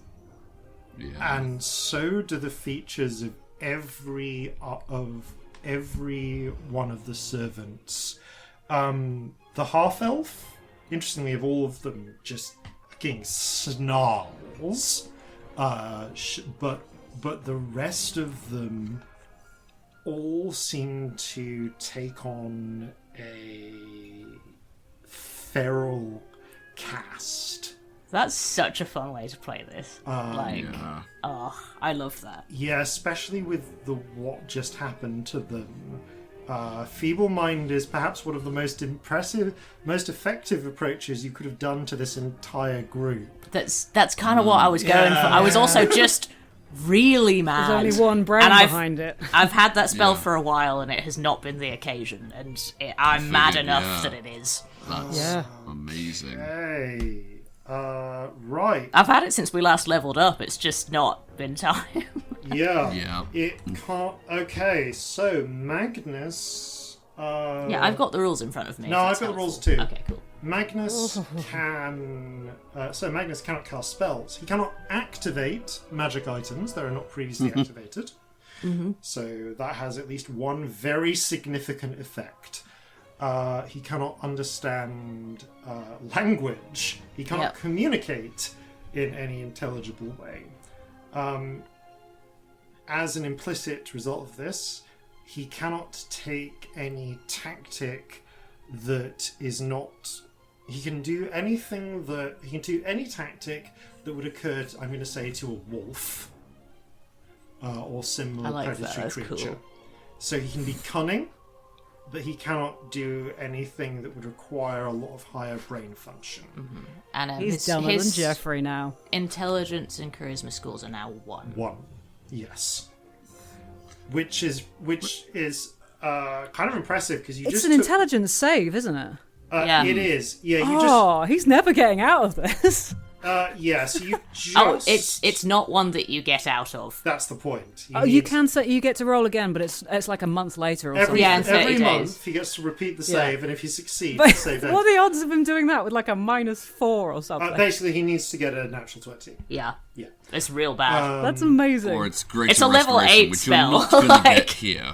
No. No one here has greater restoration. No one here has greater restoration. Nobody. This is going to create some very interesting effects if you don't destroy him. Okay. Oh gosh. I love it played as he goes all animalistic. That's such an interesting way of doing that. I really like it. I mean, intelligence of 1. Normally, vampires... That's lower than most animals. They absolutely would. Yeah, normally vampires don't just unrestrainedly create more of their kind. This is going to get fun. So you might want to make sure you finish this one off. Okay. I don't know. The horrible, chaotic part of me is like, let's just leave now. Let's just leave this whole place. Wow. Okay. I know, awful. Can't, because Scamp is I'm good, trying to but figure out Robbie's like, I want to see what happens. I'm trying to figure out if I'm done, because that was my action. Okay, that was your action. I am figuring out if I want a bonus action, so just give me a hot second. Actually, how is everyone? Is anyone hurt? I'm about half. I'm not great. Not cool. terribly. I can't do. By the way, you take 5 points of psychic damage. Cool. As you feel a crippling migraine strike you for a moment, and a sense of wrongness.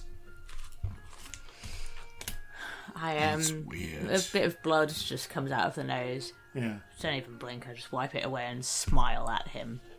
That's where we're at. And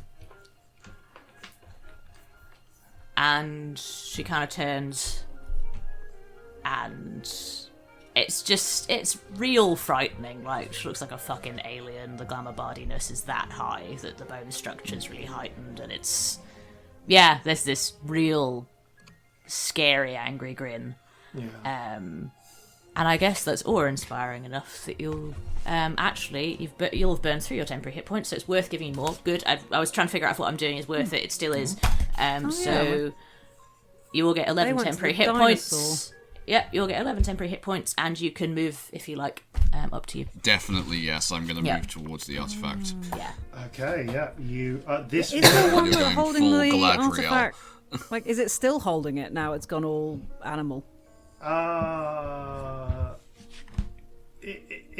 it's not going to drop it until its turn. Okay. Like it's, it's kind of gripping onto it because it was the last thing it was holding. Yeah. It's just doing so in a feral way. But it now probably doesn't actually mean anything to it anymore. Yeah. No. Yeah. Its priorities might now have shifted to the bits of wood in its chest. Potentially. Potentially. All right. Let's. So I will say that this does mean that the spray of water is now just going straight up because you've abandoned that, Corzin. Sploosh.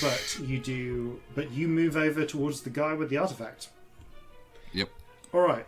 That brings us to Magnus's go. Then. Yeah. I mean. You have successfully shut Magnus up. In lieu of any sort of cunning words or snappy like talk back, he does. Sorry, but also not sorry. No, yeah, exactly. It's fine. I had some lines saved up, but it's cool. I'm sorry. No, I am sorry about this. that. I'm enjoying this more. Magnus Smash. Magnus Smash. Just really fucking mad. Okay, Magnus is going to where he kind of twitches like he should and looks for a moment as if he was going to say something canny, but instead his features turn out animalistic. He throws back his head, as do they all, and they screech and roar. The winds pick up around Magnus, and throwing up, in fact, around him the scattered dust of that one dead vampire that swirl around him, and I'm going to say, Corzin, now that the eyes all flicker back into existence for you, you can see this. You see that it looks to everyone else as if Magnus is just surrounded by swirling dust, and then when it as it suddenly booms outwards and sinks to the ground, that Magnus has just vanished. Oh, are they? You, however, see Magnus turn to dust, swirling and turn into this sort of dust storm, sink into the ground, and because your fucking passive perception is high enough now, sink into tiny holes in in the base of the walls. Magnus is gone. Except, like he's actually misted himself through the floor, through tiny holes in the base of the walls. Yep. Really cool. He's gone this round. Apart from, of course, all the feral fucking other vampires, but they don't act this turn. Ooh, hang on a second. Is this? I mean, it's not a magical effect. It's it's a vampire ability, to him. Isn't it? Yeah, he can still do this. It doesn't require him to cast a spell. It doesn't require him to activate a magical item. He can just do this. It's like drow stuff. Damn it. Yeah, this is an innate vampire ability. Yeah, it's not actually teleporting for the purposes of this. No, okay, fine. I mean, actually, I will say you do have Slayer's Prey, so you could. Does that let you unerringly track him? That's Hunter's Mark, isn't it? Hang on.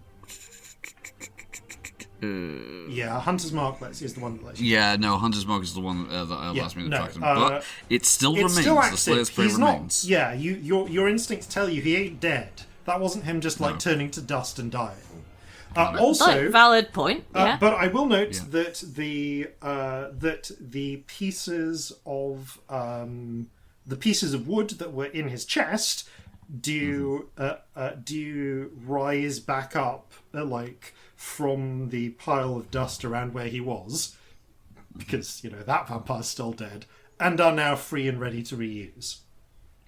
Okay. So only 4 of the animated pieces of wood are currently spoken for. Because I imagine Scamp is keeping track of that. Yes. Right. That's Magnus's turn. Shanty, seeing this happen, has been panicked, running by the edge of the door. Which is on fire. You have made her life a lot harder, Scamp. So I'm going to roll a check to see if she can do this without getting injured. Nope, Shanty takes some fucking burn damage. No. Go! I need you to stay close if we're gonna leave quickly. No, what Shanty does is she opens her hand, and you realise you see there is tucked into it on a little leather thong, a little silver chain, a broken silver chain, a little silver key.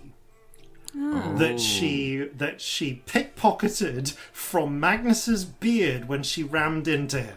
I might have to date Shanty. I'm obsessed with her. I adore her. I love her. What she does is she slips it into the door, unlocks it, and pulls it open, which is how she takes 4 points of fire damage, and yells, Sorry. "Help!" Yeah? Because Shanty is a normal person. Yeah. Okay, Shanty. The idea of asking for help or looking for help is just... Yeah, okay. That is Shanty's action. Shanty's action is to open the exit and shout for help. I love the juxtaposition between us and a normal person in a battle. Fascinating. Oh, yeah. Okay. That's Shanty's go. Victory is... Yeah, I mean, the fuck is Victory gonna do at this point? She's got a lot of enemies around her. Okay, I think at this point she's seeing how fucking feral everyone else is getting. So Celestia is up by the artifact. Corzin is up by the artifacts. Scamp, you're kind of where you haven't really moved from where you landed after being a dinosaur, have you? No, not really. Right. Victory is going to move in between all of you and shouts to Shanty. I guess I'm going to allow for Shanty's sake, because she'd already used her movement to get out there. Shanty, get the fuck out! Shanty will use her movement to run. To get the fuck out. Yeah. Shanty has now run out and down the stairs, which is very, very important for what's about to happen. Jeffrey leaps over to... scampers over to Scamp, and importantly, you are all now just about within a 5-foot radius around Victory, which means you are in the safe zone. Yay! Oh, the Eye of the... That's fun. Yeah, as Victory is now going to cast a unique spell, the Eye of the Storm. Heck yeah. Okay, so as Victory's eyes light up and the wind stir around her, you see instead of the dry dust, it's more like thick, wet clouds, not thick enough, wet enough to count as running water, unfortunately, begin to sprout into existence. The air whirling into a tornado around her. A tornado that begins to become shot through with pieces of sharp frozen hail with crackling lightning as well. Okay, so within I'm just trying to find. Annoyingly, it would appear that I left the stats for this in my other phone, so I'm just going to grab the thing that this is based on. Here we go.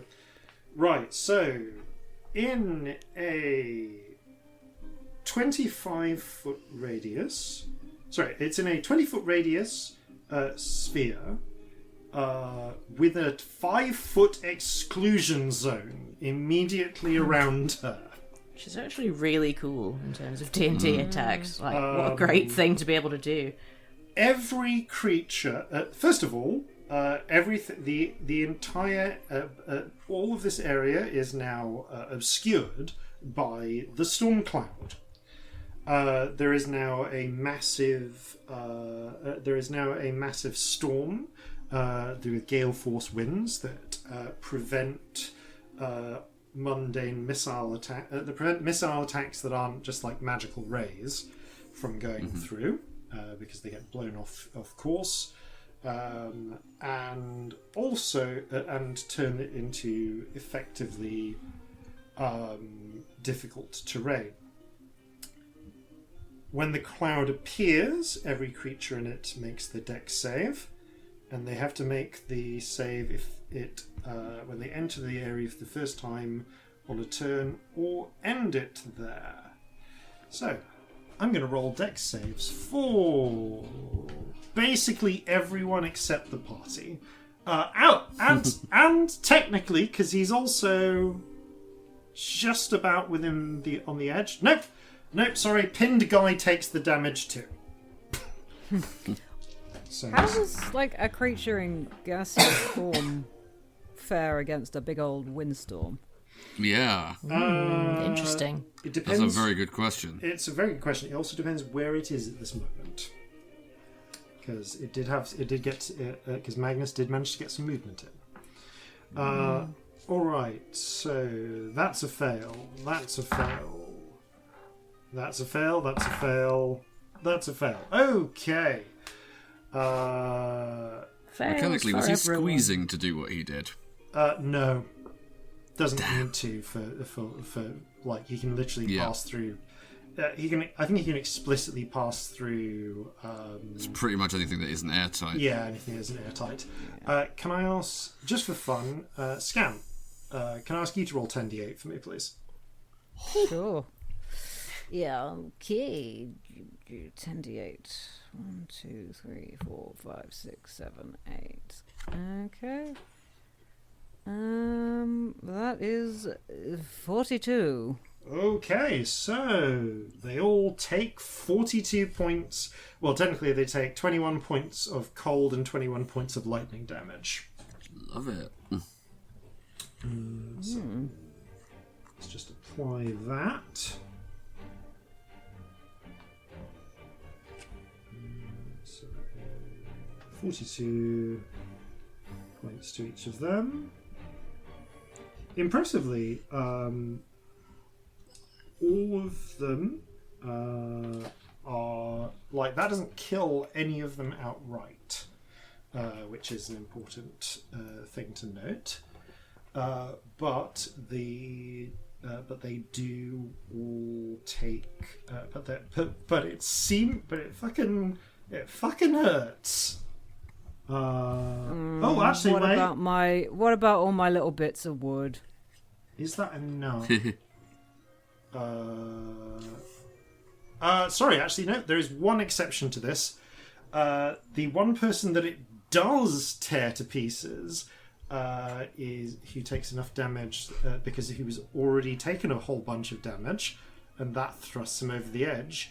Is Woody? It is old Woody Harrelson, our human vampire, who's pinned to the wall. You watch as he's struck by multiple bolts of lightning.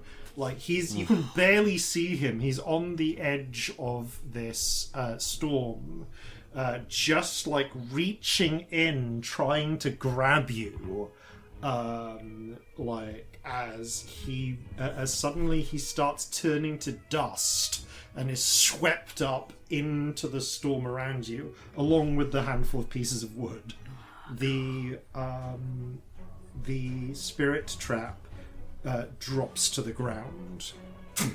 Do objects falling take into the damage? circle. I grab it. Has it taken any damage from this? Good point.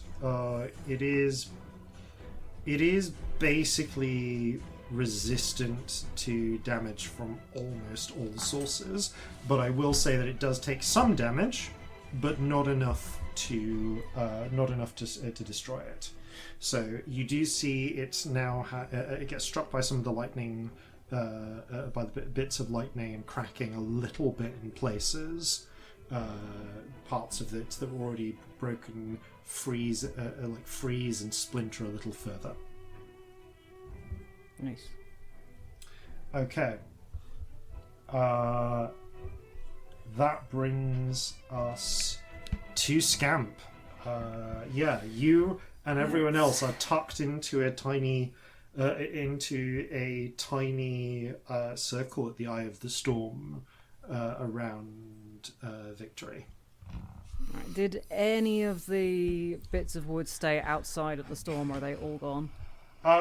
You have the 4 pieces, I guess, that are in the that fell out of the human. I'm going to say that that you were able to pull them in. The rest are kind of just stuck in the storm at the moment. They are technically creatures, so I think they probably have taken the damage. Yeah, okay, fair enough. There's enough going on that. Yeah, in fairness, then I'll say that even with the human, human bit of dust is also, they probably got splintered to the point of uselessness. Yeah. They don't have enough hit points that even if they saved, they would have. No, they would have been destroyed. Gone. Yeah. Right. Well, I have no clue what to do. Along with a huge portion of the bar's furniture at this point.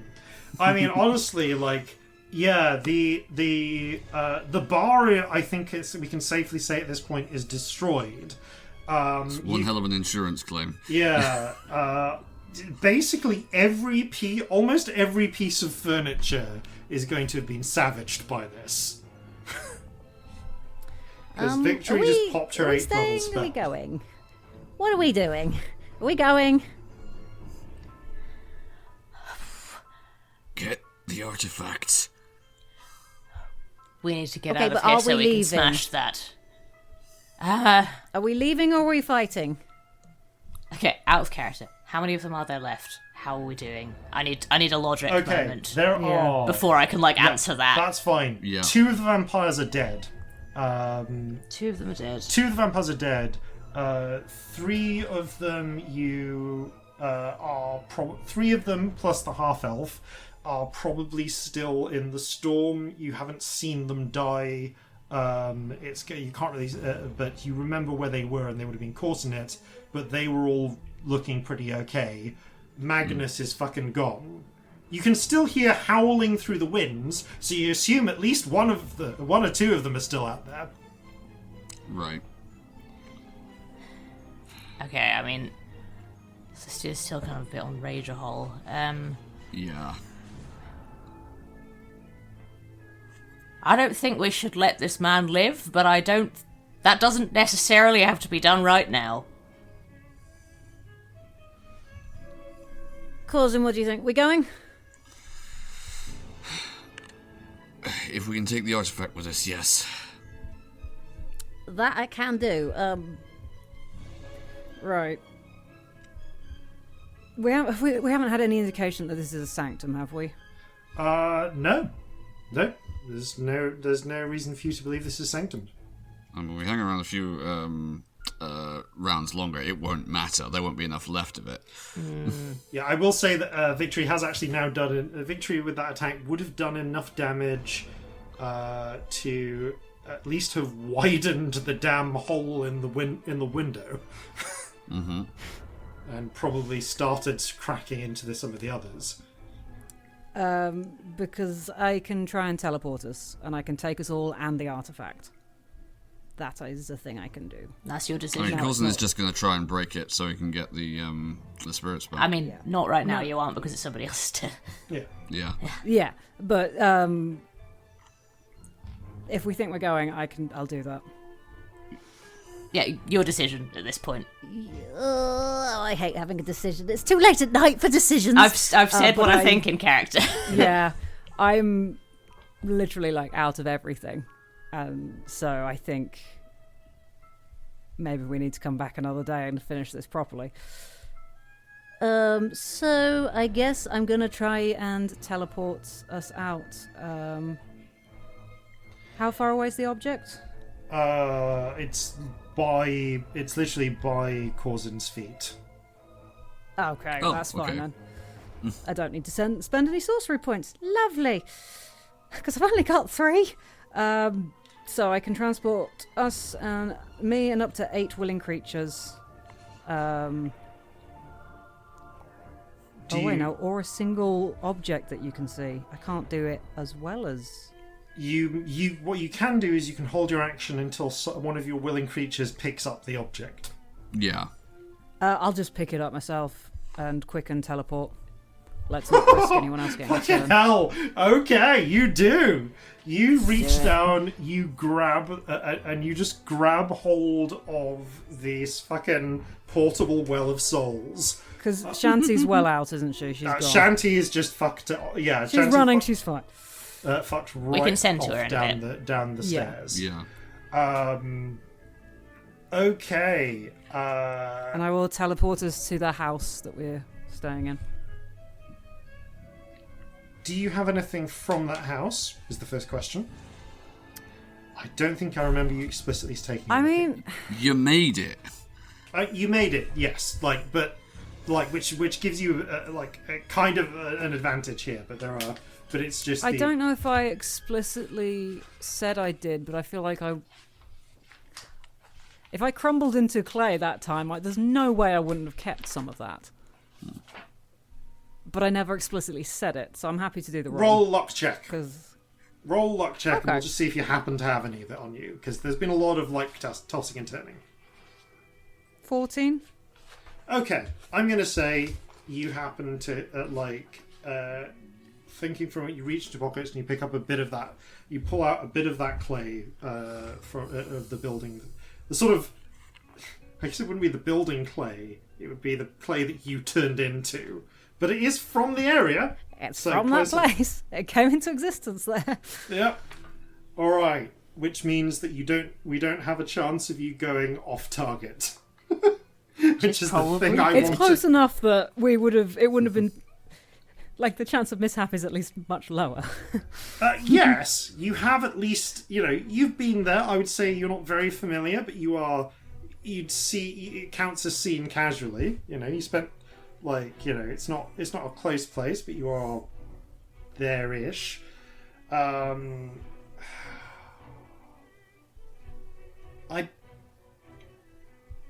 You know what? Honestly, just because I'm going to rule of fun this, and I'm going to actually ask you to roll a D100, please, because this almost never happens, and it is only a short distance. Sure, absolutely. Let's have some consequences. Yeah. Boring. 78. 78 is on target. Okay then. So with a. I'm going to describe. So then, in this last moment, you pick up. Neil. You go on one knee. You grab hold of the artifact. The others. You all huddle in close to Victory, and the howling in the winds builds up as 3 vampires and 1 just fucking pissed and torn to shreds looking half-elf launch themselves out of the winds at you. And when I say you, I mean you personally, Celestia. Valid. You feel 3 pairs of hands grab hold of you, and just as their teeth are about to sink into different parts of your body, the strange black orb of void encapsulates you, and you feel and you watch as it sort of folds in and around, and the vampires are pulled off and away off you. I blow them a kiss as we leave. By the folding, bending sort of veil of space-time. There is a final from all of them before you are enveloped in silence. And then the darkness sort of rolls down around you. The winds, as Victory lets go of the spell, grind to a halt, and with just like, and you find yourselves, along with, honestly, quite a lot of vampire dust, suddenly landing in the silent kitchen of the recently built house. You can see through the windows, up in the distance, the tower that Magnus's penthouse is on. The windows blown out as the remnants of some sort of what look like gales of wind and storm cloud thrust themselves out, and bizarrely, the lights flickering back on as the dwarf stones reactivate in the midst of all of the magic. But all of that is background, because your focus immediately turns to Corzin on his knees by the cloudstone pillar. We've got to break that, right? Collapse, because I have used everything. Corzin is going to start with Riptide, like, give them back. As you cool, Corzin, you raise up Riptide and you bring it down two-handed into the center of the pillar with everything he has. If there is one thing that definitely cuts Cloudstone, it's adamant. Yep. With a crack, the blade...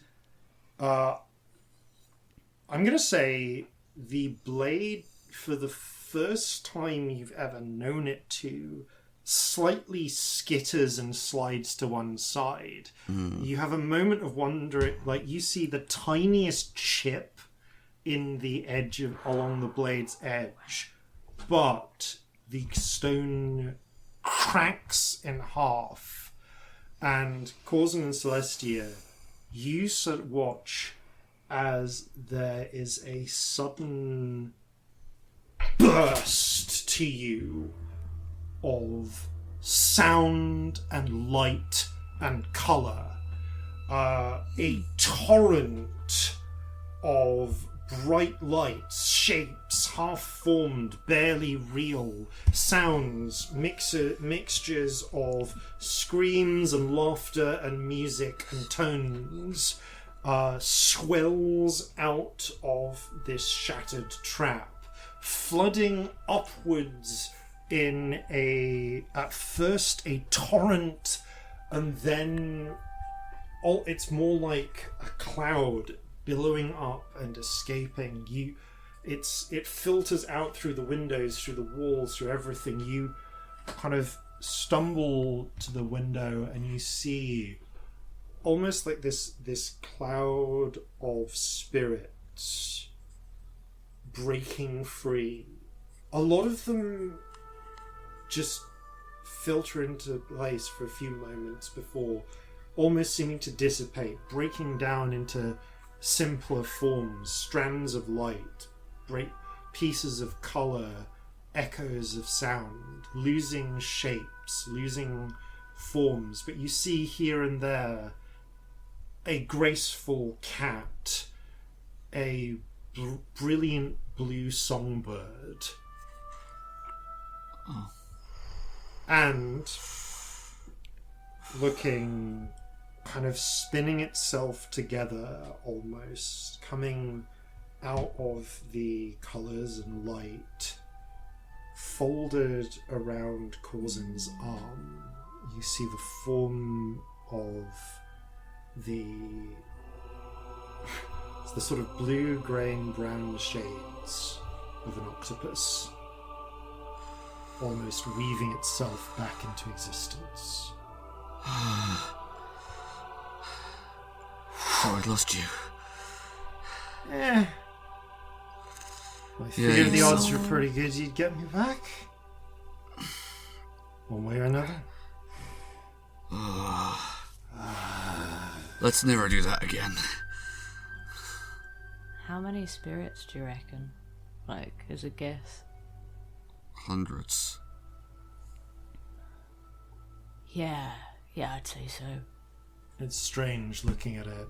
You can see hundreds of spirits and countless more, almost... You'd almost describe them as proto-spirits or spirit stuffs. You don't know... And actually, I'm going to say here that... that you hear a voice whose voice is slightly ragged sounding, as friend comments. Some of them might keep it stay together. The ones who weren't in there too long. They were in there too long for somebody to remember them, right? That's how it works. They, if nobody remembered them, they break down. You don't have a shape to remember into. That's what you said, right? I look at the pride spirit. Yeah. It's easier if someone you can see us can remember us. How long? How long do you reckon that would take? How long has he been doing this? 600 years. Too long. Wasn't it 600? How many spirits and how many people? Far too many. That is... Shit. That is horrifying. We need to tell the hospital. Yeah. Tell everybody. We need to get this out. We need to stop this kind of shit from ever happening again. We need to tell the people at the morgue. We do. Immediately. Yeah. Because those people are getting up again. And they're not prepared for that. Oh, fuck, I really thought we were going to be separate for a second there, didn't you? Yeah. Corzin, are you alright? Not even remotely, but I'll be... Okay. I can't fathom... more or less. Right. Octopus. I don't think it's the sort of thing I could heal. I think what can be done has been done for now. I don't think I've ever been in that much pain. Ever. They look real. I'm not confident I've ever been that angry either, to be honest. Fuck, I still am. I don't know what to do. What did you do? It was like you polymorphed his brain. I've been able to do that for a while, actually. I don't know, something,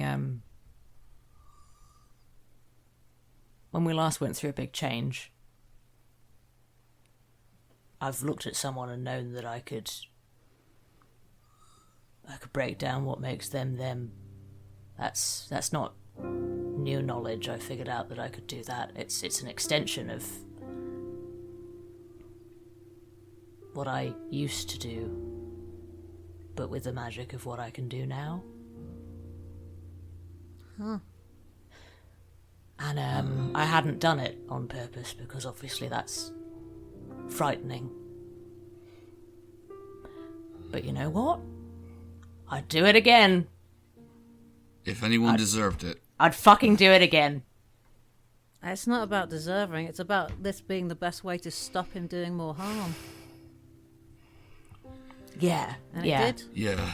He needs it. to never fucking talk again. And if we can, we need to find him and turn him into fucking dust. Yeah, we have to find him. Because he cannot be allowed to exist after this. He will find Not here, another not way. anywhere. He will find another way of doing this again. And this is... I don't have words. I've run out. I just... Fuck. I need to have a little sleep first, because everything keeps catching fire when I look out. And I've just been putting out small fires the whole time you've been doing this. Yeah, I did notice that. Sorry, I was sort of distracted. I didn't want to distract, but, you know. And I think that's literally all I can do right now. I feel empty. And I need to sleep. You sleep. I've used everything. I've got nothing left. I need a fucking drink. A big one. Yeah, I'll join you in that one. I'm just going to have a little fall over.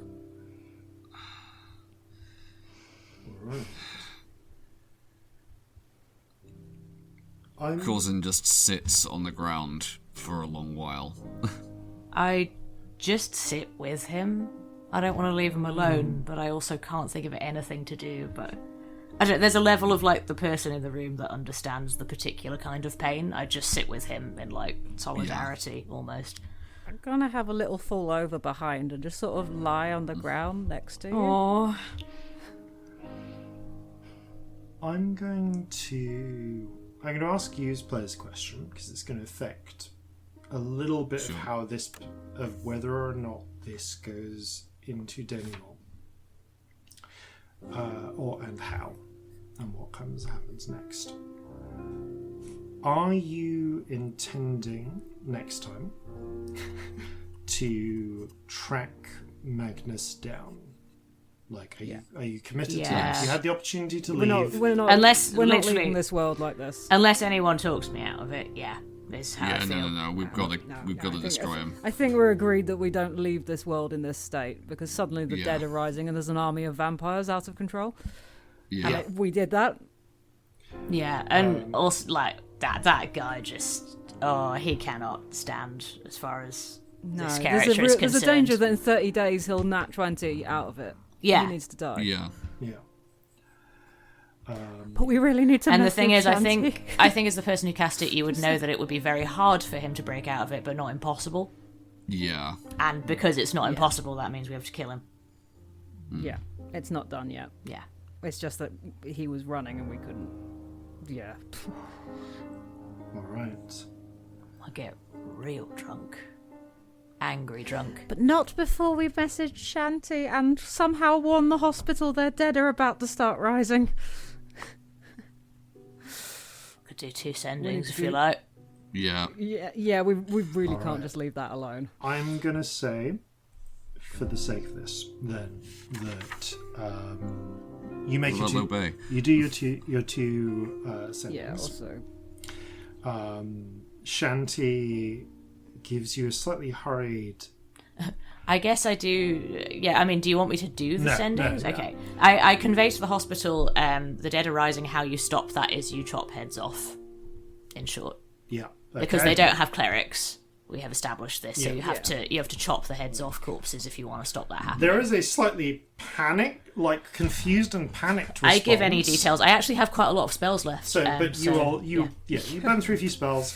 You will have the opportunity for a long rest. So yeah, I don't mind doing a few. We do the whole explanation. You are able to explain this to the surgeon Solon's satisfaction. You also you message Shanti, who gives you slightly hurried reply of can't speak right now. Looking into a thing or two with Low Bay here, and I'll fill you in when I get to you at the safe house. I convey this to the others. You forewarn the hospital, and about 2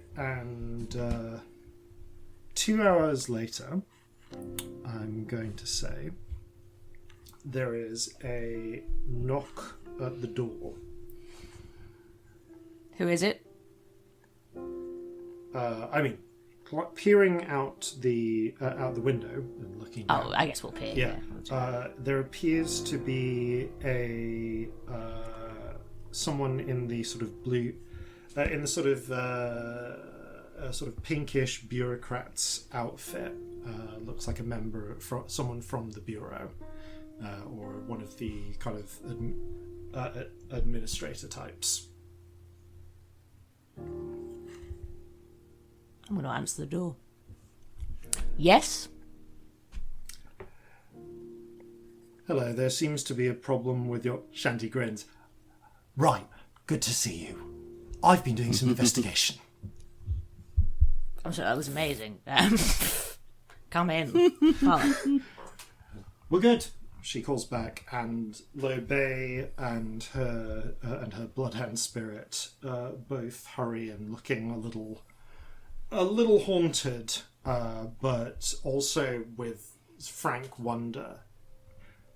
The everything with, I'm sorry, the spirits did you? Yeah. Well, Corzin finished it off. Oh, it was us. You'll see Corzin is... Corzin good sword. You're going to still sat on the floor with, like, the fish are all kind of, like, huddled under one of his arms, and the octopus is sort of limpet like on his shoulder. Listen, you're going to need to fill me in on this later. Shanty.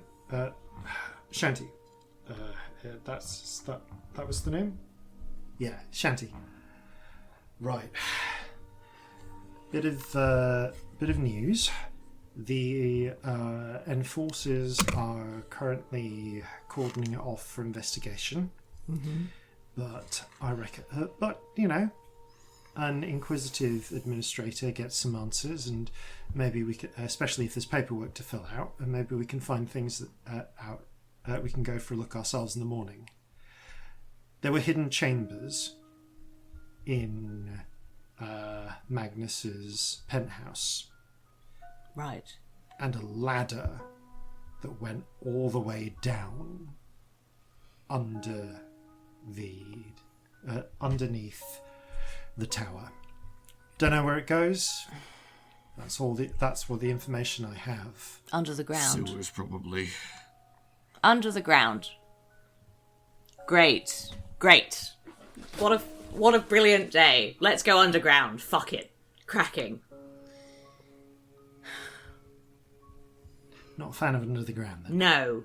Right. I'll suck it up, don't worry. More whiskey.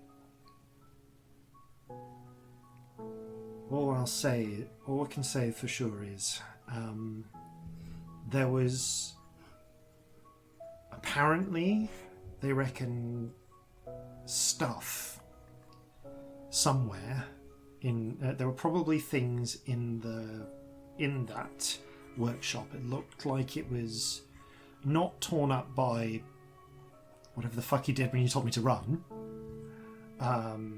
but like someone had gone through it and just half smashed the place up, but things were missing.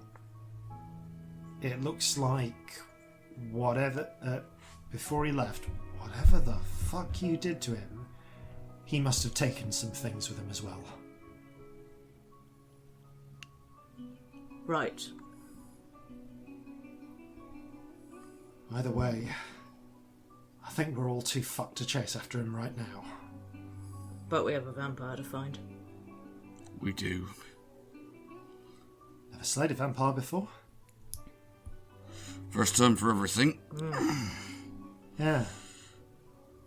Gotta say, for someone who's lived 1,000 different lives. I sure am getting a lot of thirsts with you. Welcome. And on that disturbing note... right, no break this time. Thank you all very much for listening. Whoops. Thank you all very much for playing. We sat down to do half an episode today. We did. A little bit under the weather. I regret nothing. I regret nothing. No regrets. And No regrets. And farewell from all of us here at Flintlocks and Fireballs. Fair seas and natural 20s.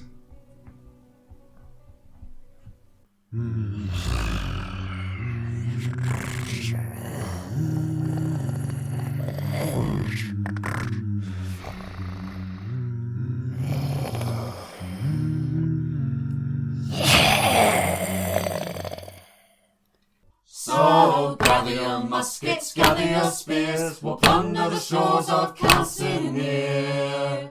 No kraken, storm or spell we fear, so come and sail with us, my dear.